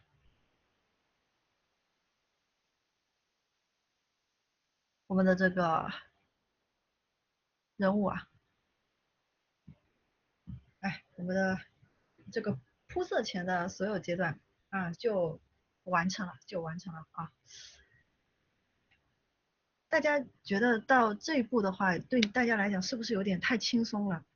是不是感觉这2天会，很容易就把这个画完了？会不会有这种感觉？要不要现在把那个铺色铺掉呢？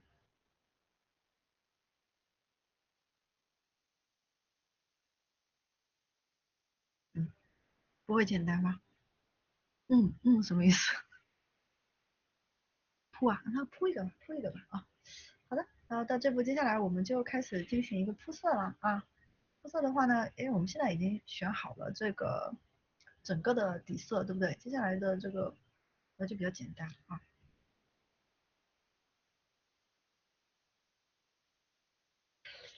哎，那就按一个选区吧，选区选起来啊。然后呢，我是建议大家每次做的时候，我们都把这个名字呀给它分开来啊，分开来弄。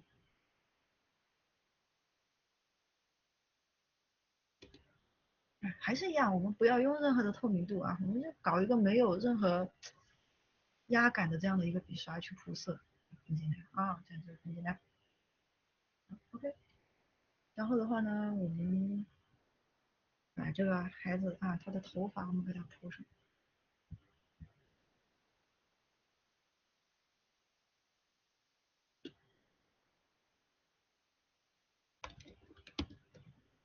右发头发，谢谢。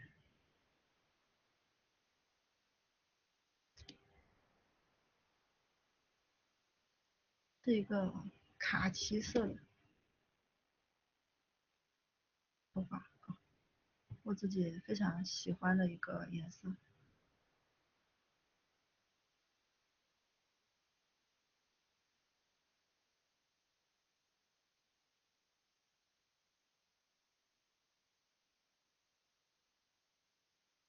他就是在一个选区里面啊，他去搞更多的小选区，都给它分开来。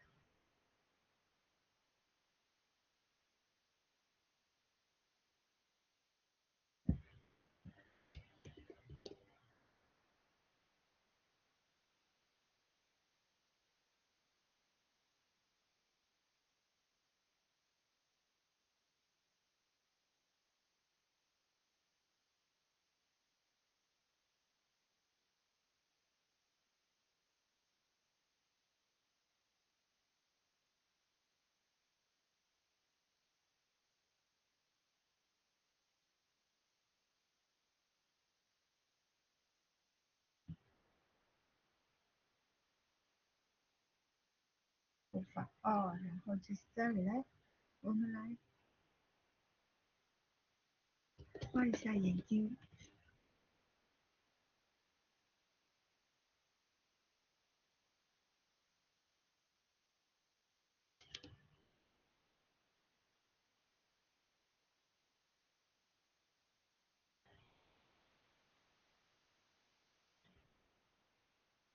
嘴巴，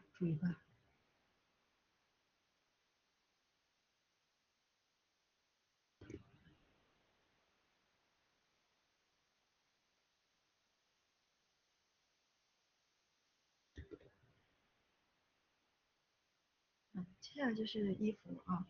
衣服的话呢，我是参考了这个的感觉，我想说把一整套的这个衣服上下的颜色呢分开来，不要是一个统一的颜色，所以上面这个衣服我用了一个白色，饱和度不要太高哦，饱和度。我用的人物，我画的人物，其实在大致铺色的时候，饱和度都不会很高的，都是比较低的饱和度。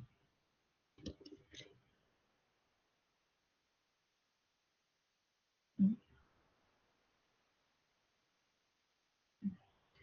然后我们这个领子啊，领子的话呢，我想用一个比较淡的啊，天蓝的这样的一个颜色啊。啊，当然同学们可以自己配色啊，反正水手服嘛，对吧？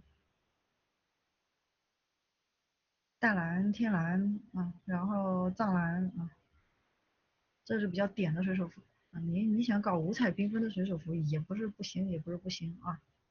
你比如说你想搞个抹茶的水手服，嗯，对，饱和度不太高的话，就会比较的对眼睛比较友好，你的眼睛就会想看，所以这个就变得比较耐看。如果是非常的大红大绿的时候的话呢，眼睛会受刺激，你就看不了太久。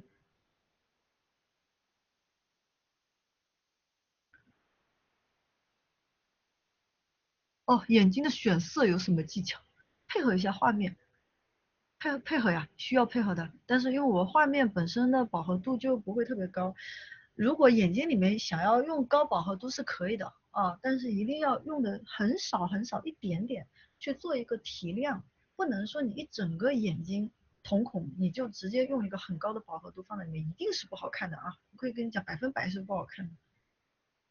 如果是插图里面的话，另说。插图，比如说你这个画面90%都是黑色了，都是暗色了，你的明度特别低，然后你就两个眼睛在画面里面的占比特别小的时候，然后你哐嚓一下两个眼睛给它点的特别亮，那个是可以的啊，那个是可以，确实是要配合画面的。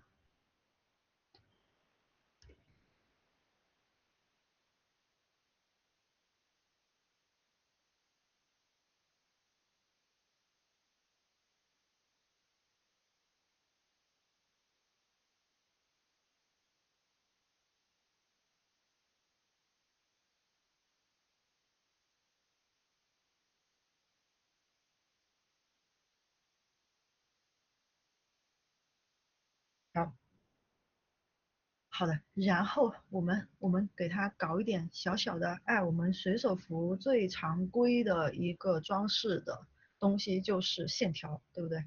搞点线条啊。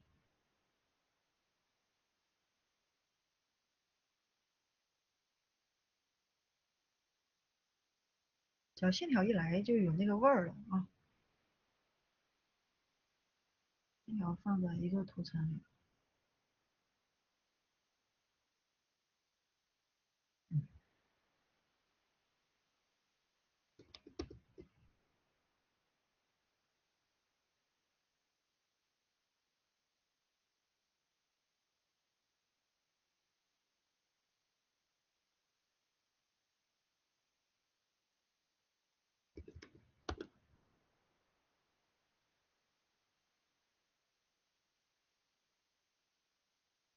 然后这边我想给它一个小兜兜，你看这里有个小兜兜嘛，我就想给它一个小兜兜。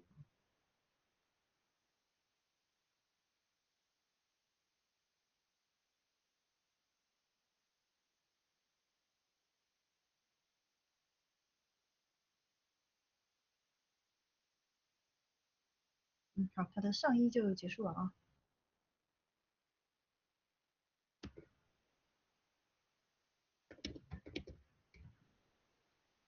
好，然后我们给它搞一个裤子，嗯，裤子的话我用的是一个藏蓝的颜色，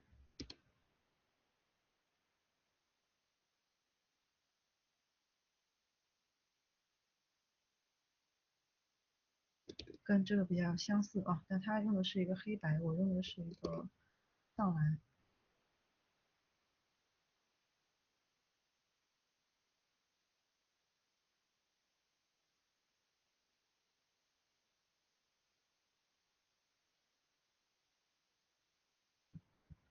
经典，非常经典的一个水手服。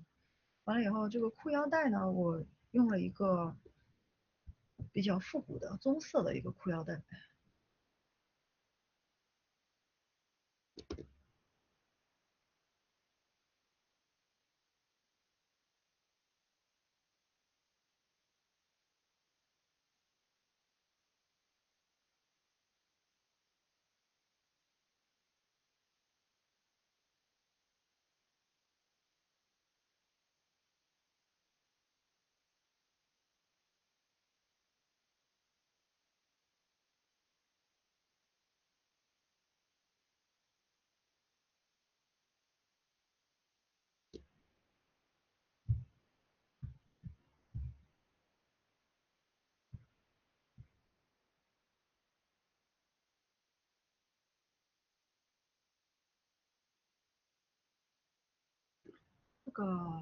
这个配色呢，它不好看也难，因为它太经典了。但是经典的东西不代表大家不能用啊。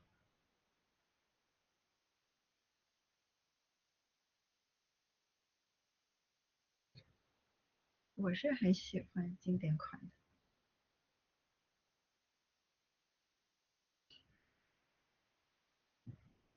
好的，然后我们这个呢，先上一个灰色的底色，肯定是金属嘛，对不对？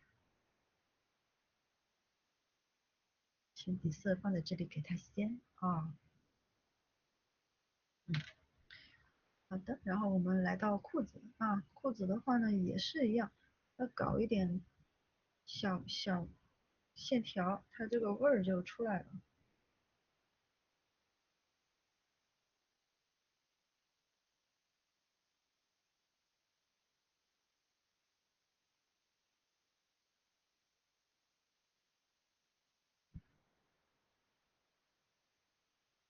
嗯，是搞点儿扣子，也是金属的。这个到时候我们需要做一下材质，对不对？啊，裤子，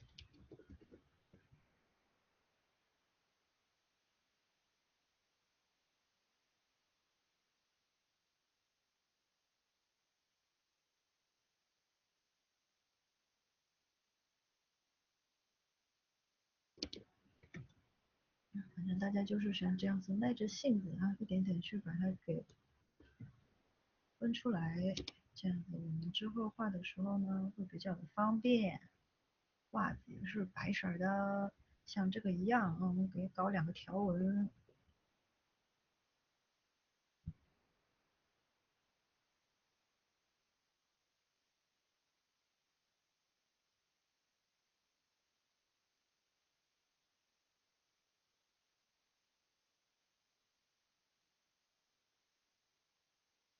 鞋子我们用的还是一个经典的皮鞋，然后这边好挺好看的啊。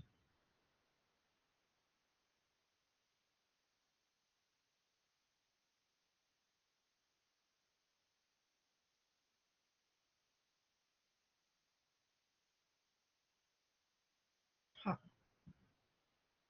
还剩一个啥东西？还剩一个帽子。帽子，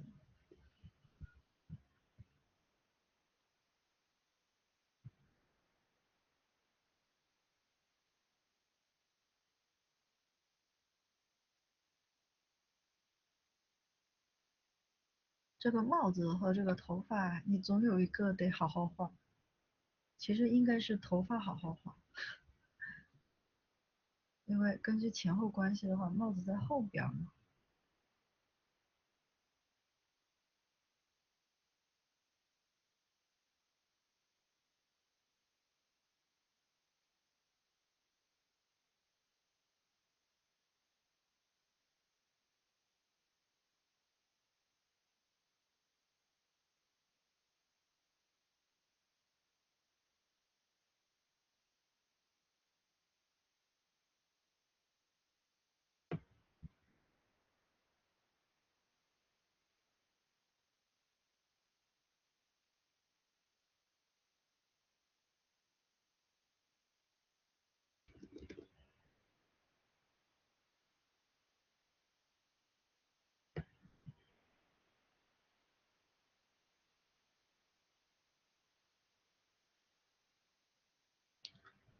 这种帽子其实应该是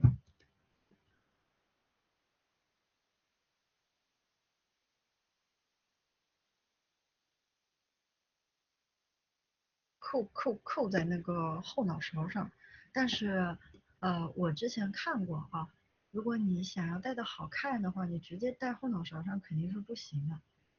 我看那个小姐姐她们是有一个扣子给它扣在后面，让它不要就是把你的脑袋吞掉太多，是这样子啊。那如果你是直接扣的话，它肯定不会是这样的。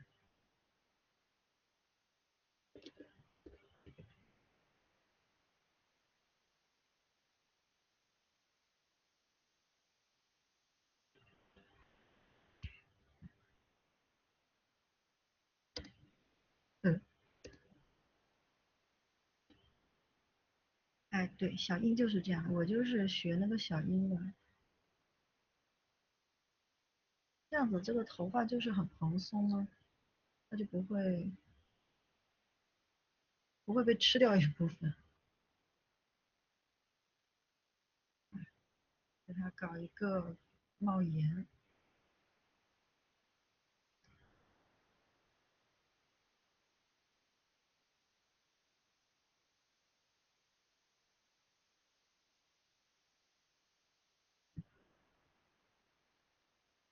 好的，然后最后我们可以就是说搞一点点小装饰啊，那个线条呢，我们下次色块的时候，我们再给它细致化。现在可以先把它那个色块给它搞一点啊，细节我们到时候再去抠就好了。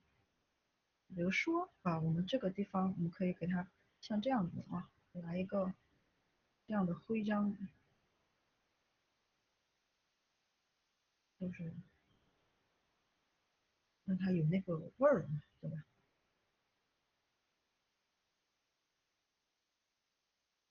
嗯。然后中间的话呢，我们可以用一点用点金色啊，我们用点金色，我们给它搞一点这个叫什么毛，对吧？嗯、很典型的一个海军的标志，典型的要素是一定要用起来的啊。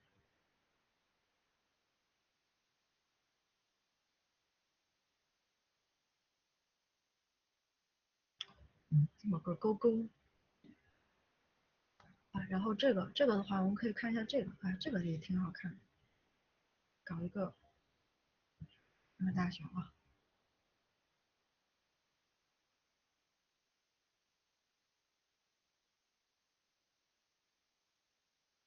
你现在先不用画的特别的晕了，不用特别的那个精准，就是给它搞个意思一下。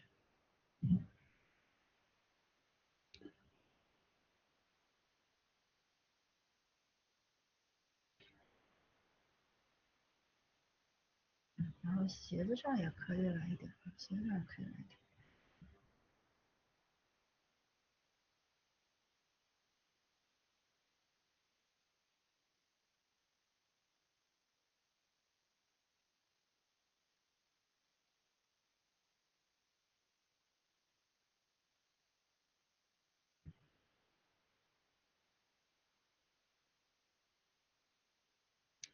到时候我们给它做成金属的，对不对？做成金属的就 very beautiful。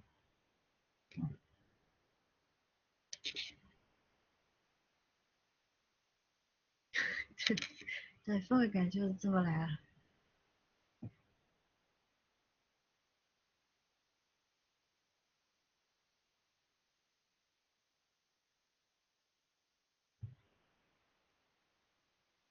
来，到这里为止，我们的铺色就结束了啊。今天大家回去就做到这一步，然后下一回的话呢，我们要做完细化，然后后面呢还有一点小装饰，我们要给它画完啊。然后我们还要给它做一个背景的一个排版啊。这回的排版其实都是统一的，我们做过一次的话，后面只要改改颜色就可以了啊。大家还有没有什么问题呀？难度上面感觉如何呀？OK 吗？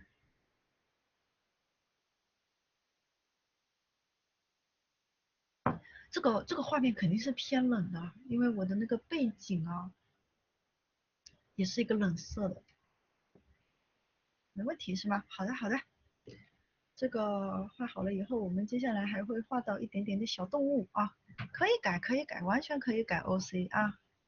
背景不偏暖，背景是冷的，是冷色的，它整个就是冷色的。慢慢画肯定是可以的，狐狸肯定是可以的。衣服不变改 OC 是吧？可以啊，完全是 OK 的，没有问题。可以画矮一点，可以，可以，可以。人体只要那个合适啊，感觉就是不奇怪就可以。如果你没有想法的话呢，你就照着我一模一样的去画，等于就是临摹一遍。如果你自己特别的有想法，或者说有这个能力啊，那你可以在我这个基础上做半原创啊，或者你呃已经了解了这个流程，比较有信心了，你完全做原创也是可以的啊，我也会给你讲的。山头，你看了我今天的课，然后你回去画成山头，画成 QQ 人是吗？也不是不行，也是可以的，也是可以的。动作动作也可以是这个，如果你不喜欢，你也可以换一个动作啊。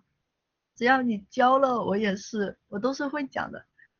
可以可以，Q 版也可以的，嗯，画的画的可爱就行。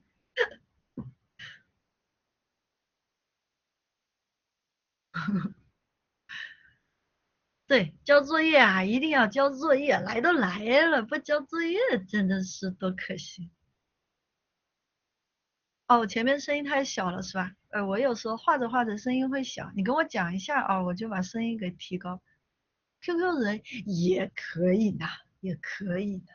如果你想画 QQ 人，你就画 QQ 人吧，也可以的。也是没有想到有人来上这个课，然后最后教 QQ 人。什么时候交作业？我什么时候交作业？我是一二节上完了，一二节上完了一起讲吧。你看一下课表，群里有课表的。课作业无关也可以，也可以啊。之前也有同学是没有关系的，没关系，相聚就是一场缘，我也会帮你讲的，问题不大，问题不大。啊。对对对，画完就行。其实你整个课程结束之前画完就可以，你迟一点交，你第二回讲作业的时候交前面的作业，我也会讲的。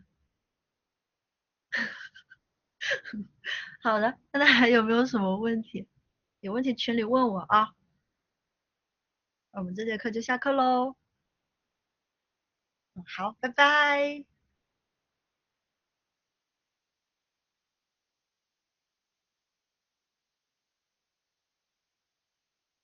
怎么下课啊？哦，结束。